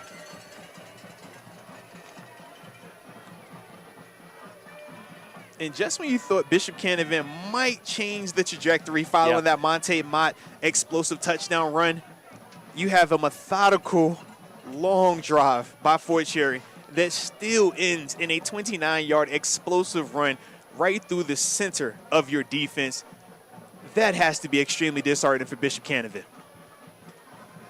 And they could do it with a multitude of players. And again, not to beat the horse dead, but Sig's not able to throw the football. There's a facet of his game where he was one of the all-time, or one of the leading passers in the WPIL the last 2 years. When he can throw the football, that's a part of the game that they can't do, and yet they have all these facets and abilities and ways to get the football down the field. And again, we talked about it. It's only the second time this year that the starters, the ones, are playing in the second half. Yeah, that is very, very special by this Fort Cherry offense. And as a whole, this team, in terms of how they're able to stay consistent with the messaging from Tan and Garry and starting the games with such efficiency.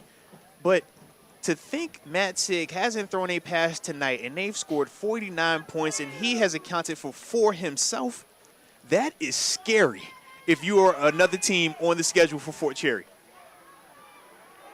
And good wrap up there of DeMar Olds. He had nowhere to go inside his own 15. And the Crusader offense gets back out there. 2:05 to go here in the third.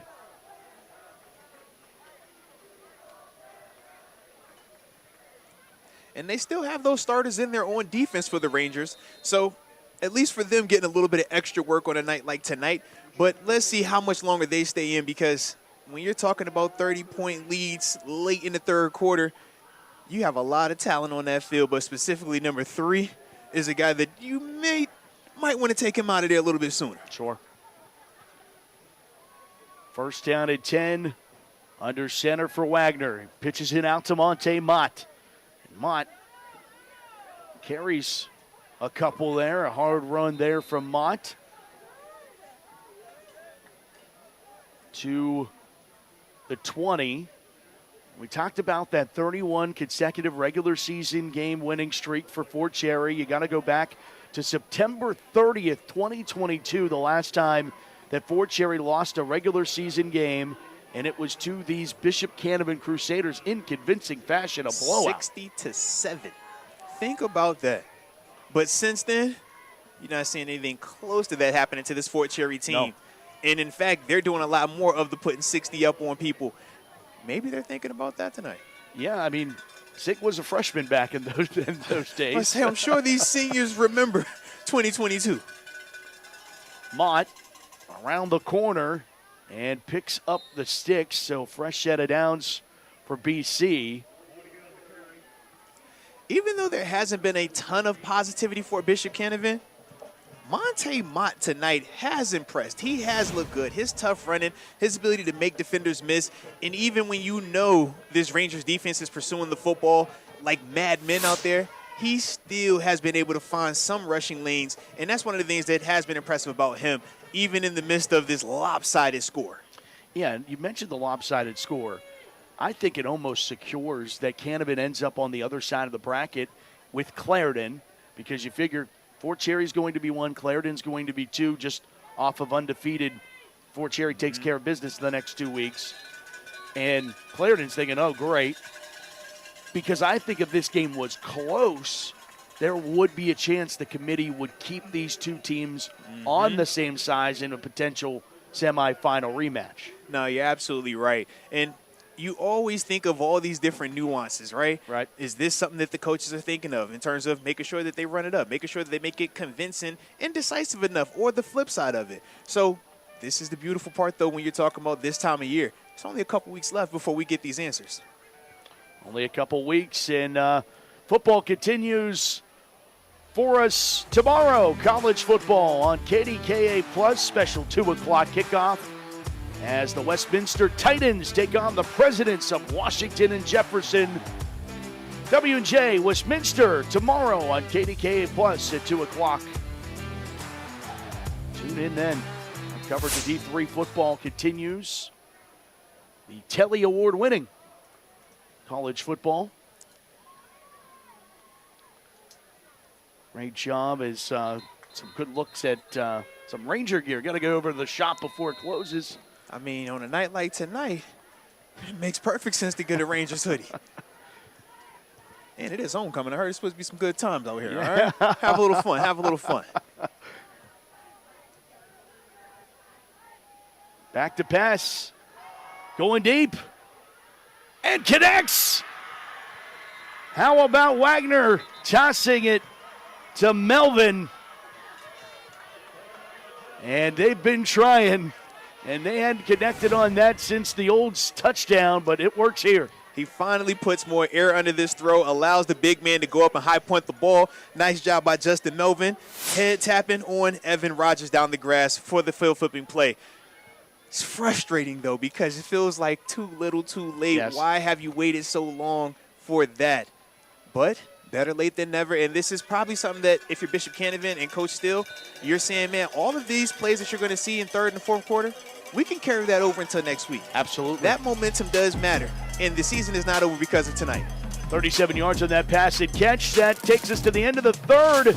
We go to the fourth. Fort Cherry 49, Bishop Canevin 19 of the Steelers High School Showcase.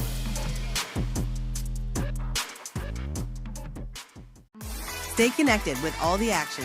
Follow JRM Sports on X, Instagram, and YouTube. Get the latest highlights, exclusive content, and behind-the-scenes moments from your favorite sports. Don't miss a second. Follow us today. You might not see the people's pipelines that deliver you safe, reliable natural gas every day because they are out of sight, hiding beneath your feet. But what's out of your sight is not out of our minds.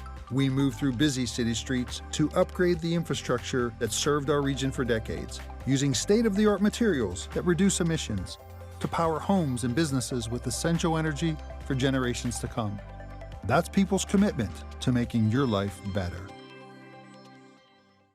Hi, this is Mark Baer from Bud Bear Mazda. We have a great opportunity for you. 2025 Mazda CX-30 lease. Only $29.99 down for as low as $289 a month. We have 129 new Mazdas in stock for immediate delivery. What a great selection. Come on up, drive one home today.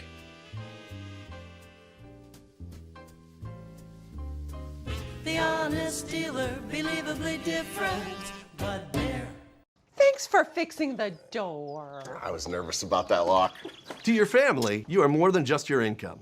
What would she do without me? She'd probably have to marry our next door neighbor, Todd. Well, Todd, I have no feelings for you whatsoever, but I'm going to have to say I do. I can't afford a handyman. Gotta get some life insurance. Although you're irreplaceable, a life insurance policy from GBU Life can provide the financial security your family needs for a secure future. To get started, visit gbu.org. The build. What is it that drives us to follow our dreams? To build them from scratch, from the heart. For us, it's the same ideals of hard work, craftsmanship, and unity that define our great nation. It begins with trusting in yourself and having a team behind you that believes any dream is possible, and that every project is a vision of what can be, of who you are, and the future that you continue to build. From our family to yours, 84 Lumber, where quality and pride come together, one dream at a time.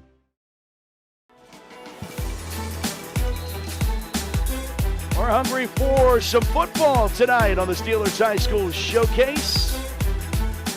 We grab the snacks and we bring the action. Fourth quarter action here as Monte Mott decides to just head out of bounds. Escorting him out was Tyler Wolf. Yeah, impressive read and reaction right there by number 11, Tyler Wolf, coming out the middle of the field. Matching Monte Mott step for step on that perimeter. Not an easy thing to do right there. Good job maintaining that inside-out leverage. 49-19, 30-point advantage. Beautiful shot of Jim Garry Stadium. Our aerial coverage tonight brought to you by GBU Life. Protect what matters now. Yeah, beautiful homecoming night for the Ranger faithful. Couldn't ask for a better performance for the guys on the field, and obviously when you're talking about the optics as well, you can't beat this. Wagner under center, back to pass, testing it down the field to Olds. He's got it. Hauls it in to Mar Olds inside the Allegiant Community Federal Credit Union red zone.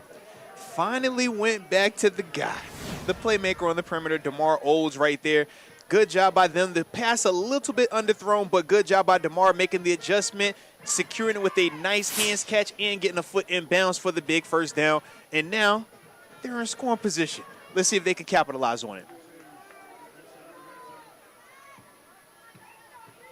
First down, 10. Mott on a delay to the 15, maybe the 14. Yeah, back to the line of scrimmage, no further there. Yeah, Troy Ray right there meeting him in the middle, the freshman. Good job by him. For the Crusaders, it's, they were capable of bouncing back, had those opening 2 losses of the season, have rolled off 5 in a row, and now find themselves down big here in the 4th. But I think also they, at least in their minds, have to believe that, the ball could have bounced a different way, and this could have been a track meet. They would have connected on a couple of those passes earlier in this game. Back to pass, throwing end zone, and just a little overshot of DeMar. Incomplete. 3rd down coming up here for Bishop Canevin. Yeah, and once again, Troy Ray right there providing a little bit of pressure on that pass by Brady, unfortunately making him a little bit off target. But absolutely, if you're Bishop Canevin, missed opportunities, offensively and defensively, and of course, special teams. Yes. Punting the football away from Matt Sig isn't something that you do by accident. It's something that you do intentionally. Yes. So when you see that ball roll to him, when there are clearly 2 returners back there, that is an error. That is a mistake, and obviously it was a critical one on a night like tonight.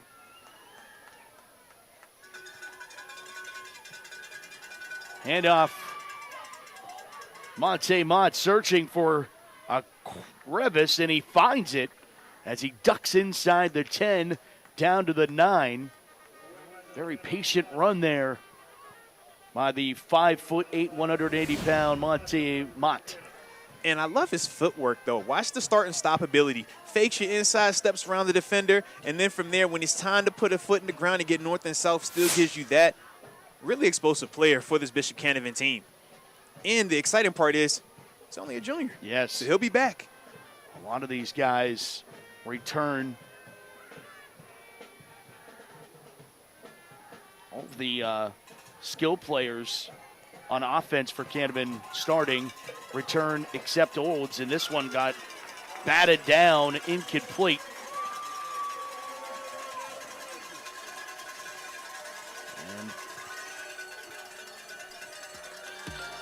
High school football continues not tomorrow. It continues next Friday night on KDK Plus. North Allegheny, Pine Richland.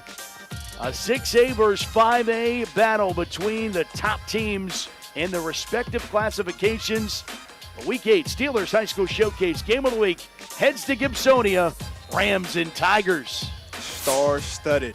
You obviously know both of those teams pack a lot of talent, and specifically on that Pine Richland side, I'm a big fan of what those guys have been doing since last year in the Whip Hill Finals.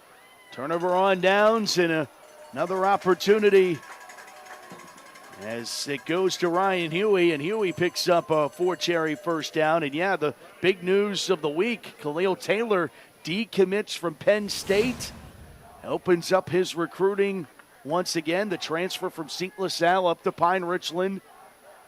Maybe he's interested in UCLA all of a sudden. You never know. Oh, man. A stray one there for Penn State fans. We are. We are. It is a question mark for a lot of these guys that, Terry Smith has done such a great job recruiting the region. The associate head coach of the Nittany Lions, of course, longtime Gateway Gator head coach. And he's done such a great job. Penn State really has a stranglehold on those top guys. Yeah, they've dominated. We talk about Matt Sig tonight. That's another one of those guys already committed to go over to Penn State. We've seen a Khalil Taylor. We talked about a Keemon Spell earlier on in the season over at McKeesport.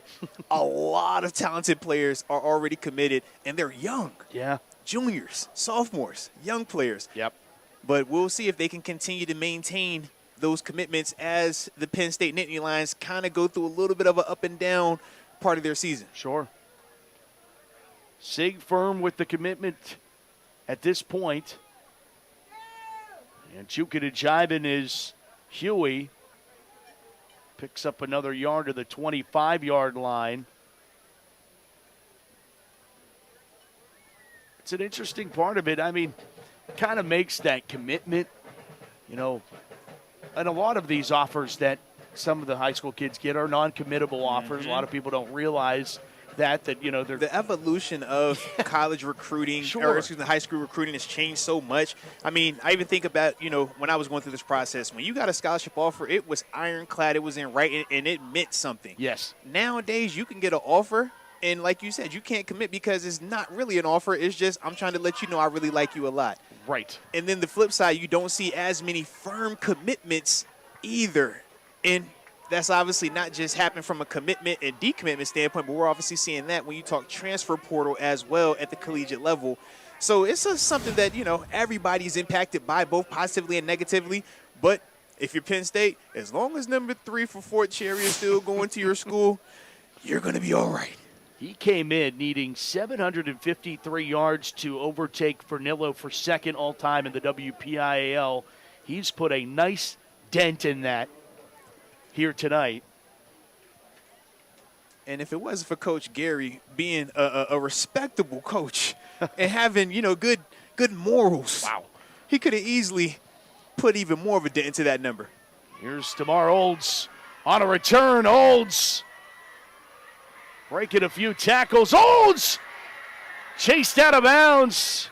A flag is down back at the 25.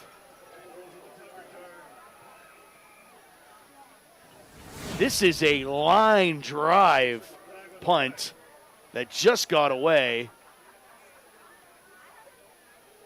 And then from there, the ability to get north and south on punt returns are dangerous. This is why. Everybody's going one direction, and then from there, he almost had a chance to score. Good job by the coverage unit getting him out at the end, but unfortunately, it looks like it's coming back. Yep, coming back to the 35-yard line, ends up being a 36-yard return.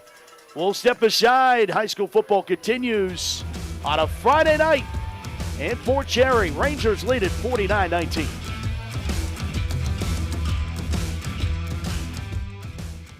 To UPMC Sports Medicine, a huge center of excellence built by Freddie Fu. A fantastic, world-renowned place where we see athletes, we see patients of all walks of life, world-renowned surgeons. Primary care sports medicine physicians. Board-certified physical therapists. A comprehensive multidisciplinary assessment to evaluate for concussion. Nutrition. Athletic training. Sports performance. Everything is right here that you need. So we deliver that right to you. This Friday, the Steelers High School Showcase Game of the Week, presented by Giant Eagle and the Pittsburgh Post-Gazette, features North Allegheny as the Tigers take on the Pine Richland Rams. Friday night at 7 on KDKA+. College isn't for everyone, but from pay to training to retirement, Pennsylvania Laborers Union members live better. PA Laborers Union offers a great wage potential of $42 per hour and terrific health benefits. Imagine having 0 student loans while receiving state-of-the-art construction training. Join the team and get mentorship and guidance from experienced members. Go now to laborparecruit.com for more information. You've got dreams, might even be something big. Imagine what you could do with the right solutions.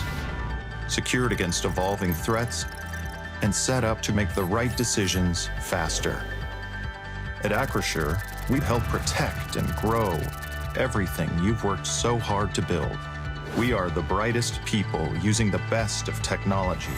We are an extraordinary advantage for you. We are Acrisure. On Saturday, tune into KDKA Plus for D3 college football and a huge matchup in the President's Athletic Conference as the Westminster Titans travel to Washington, Pennsylvania to meet the W&J Presidents. This Saturday at 2 p.m. only on KDKA Plus.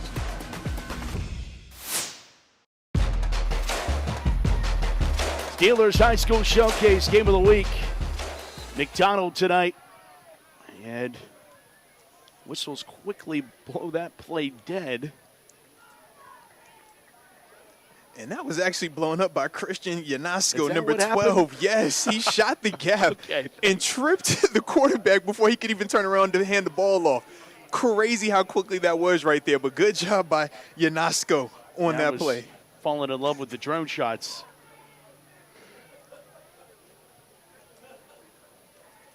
Loss of 5 on that play.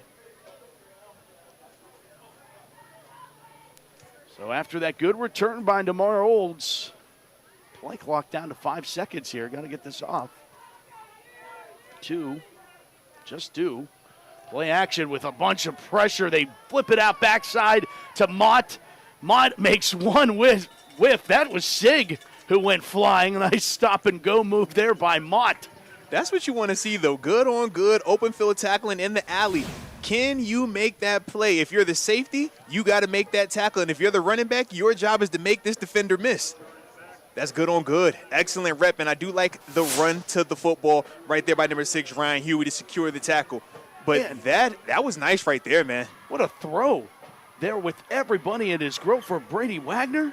And that's the same screenplay that they scored on earlier, catching Fort Cherry in a blitz. The issue, though, is you see how much time it took. Yes. They were down to 3 seconds before they snapped the football. 3rd down, and Ron Steele has asked for a timeout. Play clock was running out. If you missed it, we are allowing you to vote on where we go in Week 9. 2 weeks from tonight, Week 9 across the WPL will be Moon South Fayette, North Catholic Hopewell, or Steel Valley South Allegheny. You decide. Scan the QR code to vote or visit Steelers.com/youth/high school/football showcase. And cast your vote on where we will be going and taking the Steelers showcase for the final week of the regular season. Now, I thought we weren't supposed to vote, but when I saw Susie with 2 phones out, right, I said, okay, all bets are off. So when I go home, we're just going to start downloading anything we can, and we're just going to get all our votes going on for South Fayette, all right? That's what we're leaning on, okay? We want South Fayette. I'm just throwing it out there, guys. All right. That's where maybe we'll do a 3-man booth that week. A little Monday Night Football action. To put a lid on the regular season. Our Steelers High School Showcase highlighting the best in Western Pennsylvania high school football this season. And a push forward to give the Crusaders a 1st down as Wagner calls his own number there.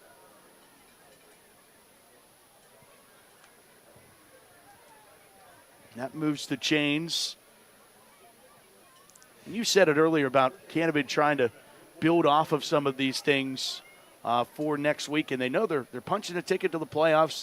They know they're going to get a favorable seed if they handle business in the next 2 weeks. And that's why, if you're a coach still, you're looking at these moments as opportunities to learn. These are great reps right here. Wagner, back shoulder throw, incomplete. And the reason why these are great reps is plays like that right there. In practice, that's not going to feel the same, man. That defender isn't as good. But you see right here, it's going to be certain things for Brady that he's going to know, okay, putting more air under the ball was an adjustment that he made in the 4th quarter. Now, next week, start faster with that. Give your big receiver, Justin Melvin, a chance down the grass. DeMar Oles a chance. So these are critical moments for that Bishop Canevin offense, even though we know that this game is pretty much over with from a comeback and win standpoint. Sure. Yeah, Rangers, Bishop Canevin go back and forth. First 3 possessions, scores on all of them. First 3 plays, it felt like. It was darn near that. As Wagner goes under center, pressure, flips it out, and that one is going to go backwards as Alex Kirk had nowhere to go. Good sportsmanship there by Ryan Huey, helping him up. Another thing to note, we said Fort Cherry's starters hadn't played in the second half all season. Yes. They are still out there in the 4th quarter with 4 minutes left in this game. I respect it. I think from Tanner Garry's point of view, you got to let your guys play 48 minutes and have them out there. And I mean, at some point, because you know, when you get to the Whip Hills, and even more so for Tanner Garry and this Fort Cherry Rangers team, they have their eyes set on right in what happened to them a year ago in the PIAA semifinals versus Port Allegheny. Right. And the only way you're going to beat a team like that is for 4 quarters, giving it your all. And you can't do that if you're not in shape for it. That ball goes incomplete. Will bring up 4th down. Intended for Lemire Wade. Yeah, and Brady going back to the deep ball. And you see not as much air on that, but ultimately really good cover by number 2, Gavin Grace, making sure that he kept the big receiver off of what we like to call that red line, the in-between between the numbers and the sideline, and not giving him enough space to complete that catch and get feet inbound. So good job by the defense. Brings up 4th down. See what Canevin attempts here on this 4th down and 20. Waning moments of this ball game. Throwing and intercepted. It's picked off by Sig, and Sig's looking for another touchdown. Matt at the 20, and he's going in at another. Matt Sig goes 85 yards for another Ranger touchdown. And that officially is touchdown number 5. We've seen him score on offense. We've seen him score on special teams. And now my personal favorite, the touchdown on defense. Sitting back there in that cover 2 look, hits the receiver, or the ball goes right to his chest, on that one. And then from there, the burst. And this is the same thing you saw in the punt return. Allowing his blocks to get set up, giving him a little bit of time, cut back, touchdown. Only thing missing was the high five. Where is Evan Rogers when you need him? But he was beautiful right there job at the beginning. Beautiful job. That's right. He gave him the block on the front. And then from there, like you said, man, nice Calvary, taking him all the way to the end zone for another score. And 55 now make that 56 points on the board for the Fort Cherry Rangers. Yeah, 50 burger here for the Fort Cherry Rangers. Matt Sig and the Rangers looking to put the finishing touches on a conference title here on the Showcase.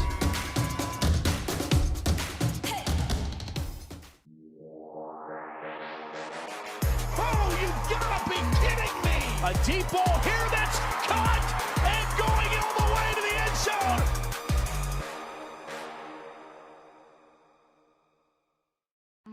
Stay connected with all the action. Follow JRM Sports on X, Instagram, and YouTube. Get the latest highlights, exclusive content, and behind-the-scenes moments from your favorite sports. Don't miss a second. Follow us today. This Friday, the Steelers High School Showcase Game of the Week, presented by Giant Eagle and the Pittsburgh Post-Gazette, features North Allegheny as the Tigers take on the Pine Ridgeland Rams. Friday night at 7 on KDKA+. Need construction or real estate services? One call covers it all. Macero Construction Group, helping shape the city you love and the name behind Pittsburgh's skyline. We manage construction for many local schools, ensuring strong foundations for the future. Need space? Macero Properties has prime office and warehouse locations in the airport corridor and downtown. And when disaster strikes, Macero Restoration is ready 24/7. One name, one call. Macero Construction Group, building Pittsburgh, serving you. Around here in the fall, harvest moons, cool crisp evenings, and on Friday nights, legends come alive in Pittsburgh. WPIAL High School Football. Allegiant Community Federal Credit Union is a proud sponsor of the Steel City Game of the Week. Allegiant salutes the players, the fans, the cheerleaders, and the parents. Allegiant Community Federal Credit Union. 7 locations and a sponsor of this WPIAL High School Football broadcast. On Saturday, tune in to KDKA Plus for D3 college football and a huge matchup in the President's Athletic Conference as the Westminster Titans travel to Washington, Pennsylvania to meet the W&J Presidents. This Saturday at 2 p.m. only on KDKA Plus.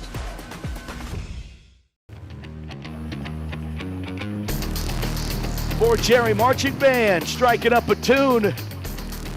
And the Fort Cherry offense, defense, special teams, they're striking up some points. Matt Sig tonight, 411 all-purpose yards. Wow. 411.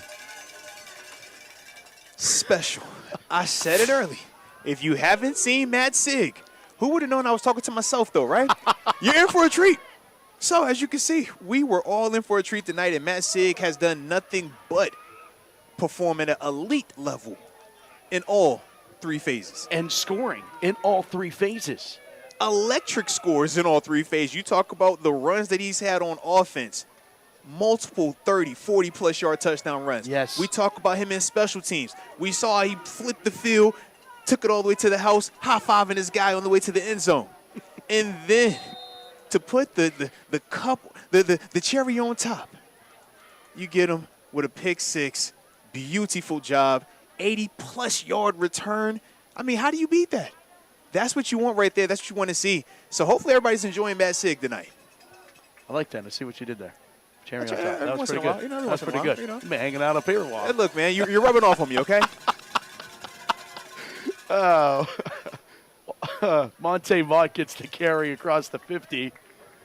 And it looks like the Fort Cherry Rangers starters are officially on the sideline now. Or at least Matt Sig is. Yes. Yep. A couple of them still out there. Tyler Wolf holding down that defense, number 11. But, you know, in single-A football, there's not much of a difference between the ones and the twos. I would agree. Not much JV action going on, you know. And that's also reflected when we talked about how Fort Cherry, even though those starters haven't played more than a half up until tonight, still been so dominant. Duval Bone and chippiness on that far sideline. DeMar Olds going at Gavin Grace. Yeah, Duval Bone, another name that we really didn't talk about, the freshman, but he just recently picked up an offer from Florida State University. Oh, by the way. You talk about talent over there. Yeah. It's like, man, they have a lot of that, but to me, Fort Cherry played more team ball tonight, and you could just see the continuity that those guys played within all three phases. Sure. They didn't have the little mistakes that you saw Bishop Canevin have once again in all three phases. Bottled up Alex Kirk. Going to be 2 yards shy, fourth down coming up. A lot of cowbell here at the home of the Rangers. They always got a fever for more cowbell. Listen, we've been hearing these things all night. But if you're Fort Cherry, man, that's like your rally cry. That's their version of the terrible towel. Sure. So you got to lean into it. Yeah, beautiful setting now. Jim Garry Stadium turfed out. Big deal. Had a big ceremony where all the seniors stepped on the turf first. Pretty cool moment. That one too high. Olds almost somehow pulled it down. But that will be a turnover on downs, and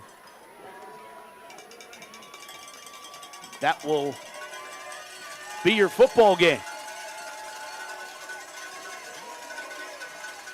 Maybe.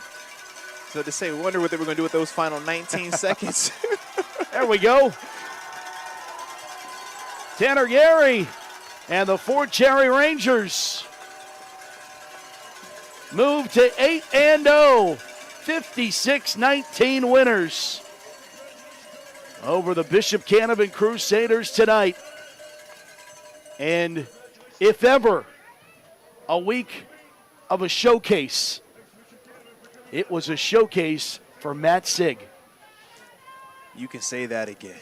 When you watched this kid tonight, if you're a college, it's like, man, where do you want to play him at? Because clearly you can see what he could do on offense. You obviously can see what he could do on defense, but then he still has this ability as a return man. And this is him compromised.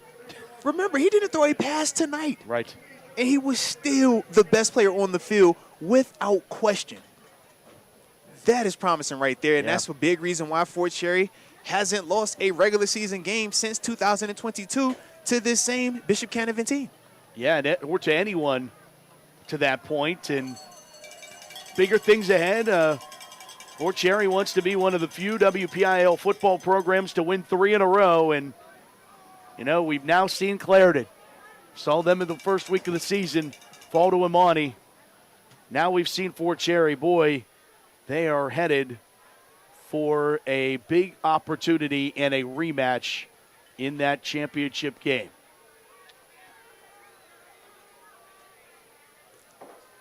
Susie Cole has our player of the game, brought to you by Macero Construction. Susie. Matt and Arthur, there was no doubt about this one for Mercera Construction Player of the Game, Rangers quarterback Matt Sig. That is yours. Thank you. 411 yards, 5 touchdowns, all 3 phases of the game you scored on. How do you even put this performance into your own words? It was just a fun game. I mean, just love coming out here and playing football with my best friends, and we work hard all week, work hard all off season, we get good results. So, can't complain, and that's a good team, and that scoreboard speaks for itself. So we're excited about this one. You got to give credit where credit is due. Your offensive line putting in work for you. Where were they opening up the most time and space for you tonight? Yeah, I mean, kudos to them. It's week in and week out with them. They get up to a challenge. We keep facing better opponents, and they just keep moving people. I think we had like 280 rushing in the first half, which is insane. And I don't think it was any secret we were trying to do. So, I mean, they were loading the box, and I mean, it was still working. So it's just impressive, and it's fun to run behind. Tonight was arguably the biggest game of the season for you guys, and it's your senior year. How do you finish out this one a perfect 10-0 as well, just like in the past 2 seasons? We just got to keep focused. I mean, it's a big win for us, and, we got to enjoy it tonight, but, get ready for Shenango next week and just keep taking it week by week. Congrats, Matt. Thank you. I'm sure we'll see you in the postseason. Matt and Arthur, we're back to you. Thank you, Susie. Congrats to Matt Sig and the Fort Cherry Rangers staying undefeated and moving on to 8-0 on the campaign with this win over the Bishop Canevin Crusaders. I don't know that anything has been left unsaid about Matt Sig. Welcome back into the broadcast booth. That's Arthur Moats, Matt Fargo with you. And it just impresses me. I go back to, I saw him for the first time his freshman year at Cornell. And you could see what was budding. And it was almost like, who is this guy? And we're going to have 3 more years of this guy, kind of like we've done in the past with freshmen.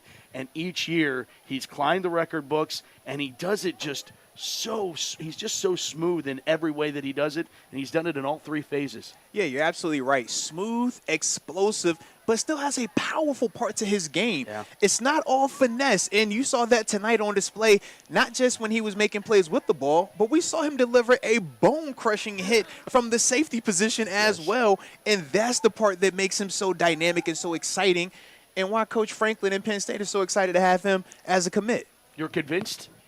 For now.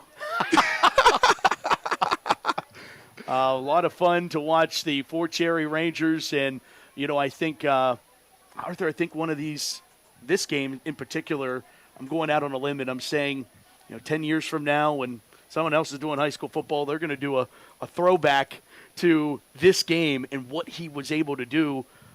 Just his every week in and week out as a highlight reel. And for Tanner Garry, there's a lot of guys. The offensive line play has been phenomenal.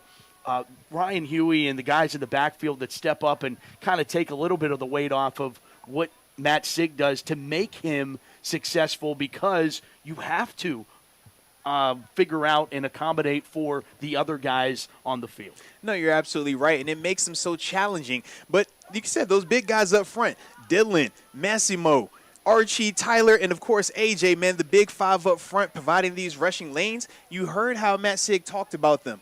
But he also acknowledged the fact that Bishop Canevin is a good team. Yes. This doesn't happen a lot to Bishop Canevin, but that's also a testament to how well this Fort Cherry team is coached and how well they're taking that coaching to the football field.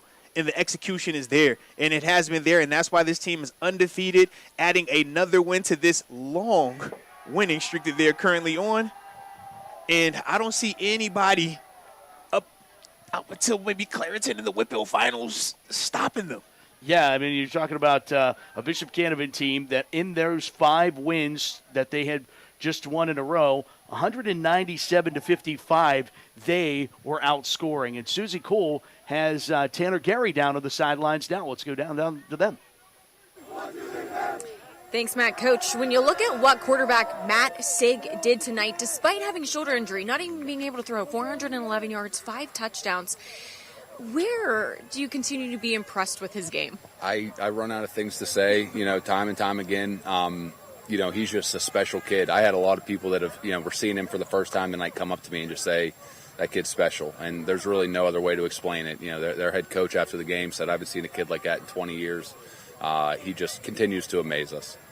This was supposed to be the biggest rivalry matchup for you guys this season, but you hold Bishop Canevin to just 19 points. Where was your defense locked in the most? Yeah, I think the one thing that we really have been hanging our hat on is our team speed. The fact that we're able to kind of, chase people sideline to sideline and really try to limit the big plays. A team like Canevin is always going to make big plays, but to rally back and then answer those, is something that we've really hung our hat on. How do you not get ahead of yourselves? I think that this group is a senior-led group that has been there, done that. They know that there's steps to get to where we want to go, so they're excited just to take the next step. We're going to enjoy this one, watch the film, correct the mistakes, and then focus on next week. What are the next steps to make it back to that Whitfield championship, hopefully to go back to back to back? Finding ways to get better. We talk all the time about not just wrestling on what you're good at already. You have to find ways to continue to improve. This team has done a great job of finding new ways every week, and I'm excited to see what else they can find to get better at. Thanks, Coach. Congrats. Thank you. Matt? Susie, thank you. I think the one thing that stood out to me, him shaking his head, because he's running out of things, and if Coach is running out of things, what do we have to say? That's a great problem to have, man. You could just see the smile on his face like, yeah, I don't know what to say. I mean, certain players are that special. You heard him say, man, Rod still came up to him after the game. It's the most impressive player I've seen in the past 20 years. You saw how I was reacting in the booth. And I see a lot of players at the NFL level. And It's like, man, that dude stands out. He looks different. And obviously we know there's a long journey in terms of guys making it to that level. Sure. But you start somewhere. Yeah. And to see the way he was performing tonight in all these different elements, that has to have you very optimistic about his chances to continue to play his football career going forward. Yeah, perfect example is Russell Shell. He was the state's all-time leading rusher. He got a couple opportunities in camps, and things didn't work out in the National Football League. But, when you have that pressure, it's all about what he said in the interview, taking it one game at a time. Let's take a look at some scores from around the WPIAL. Trinity all over Churchill Valley, 42-18. I think Damon McDermott said in the pregame that game is final. Damon McDermott said in the pregame their luck was going to run out. They did tonight. 35-0 South Allegheny. That's a final as the Gladiators bring the Vikings back down to earth after that upset win a week ago. How about this track meet? North Catholic and Beaver it's ongoing, and now it's 42-42. Just getting an update from Jamie Usual. So that game continues. Gypsy Glen Stadium seen a lot of points. And seriously, the scoreboard operator needs a raise. McKeesport, they crush Mars. That's a final 56-31. Come on, Spell is healthy, yeah. I would imagine. Welcome back. Yes. Welcome back. Peters Township, they end up pulling away from South Fayette 31-7.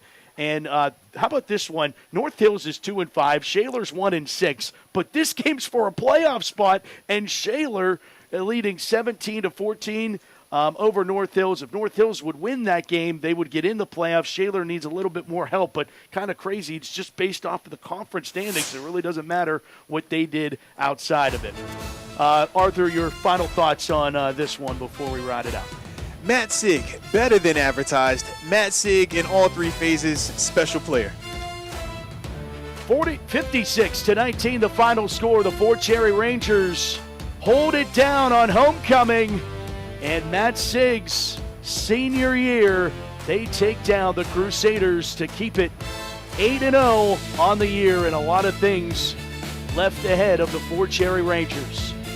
For Susie Cole and Damon McDermott, Arthur Moats, and our JRM video production crew, thanks to our producer, Jake Mislipchik, and Corey Berger, our director, I'm Matt Fargo saying thanks so much for watching. We'll see you next week in Gibsonia. Good night, Pittsburgh, and thanks for watching the Steelers High School Showcase.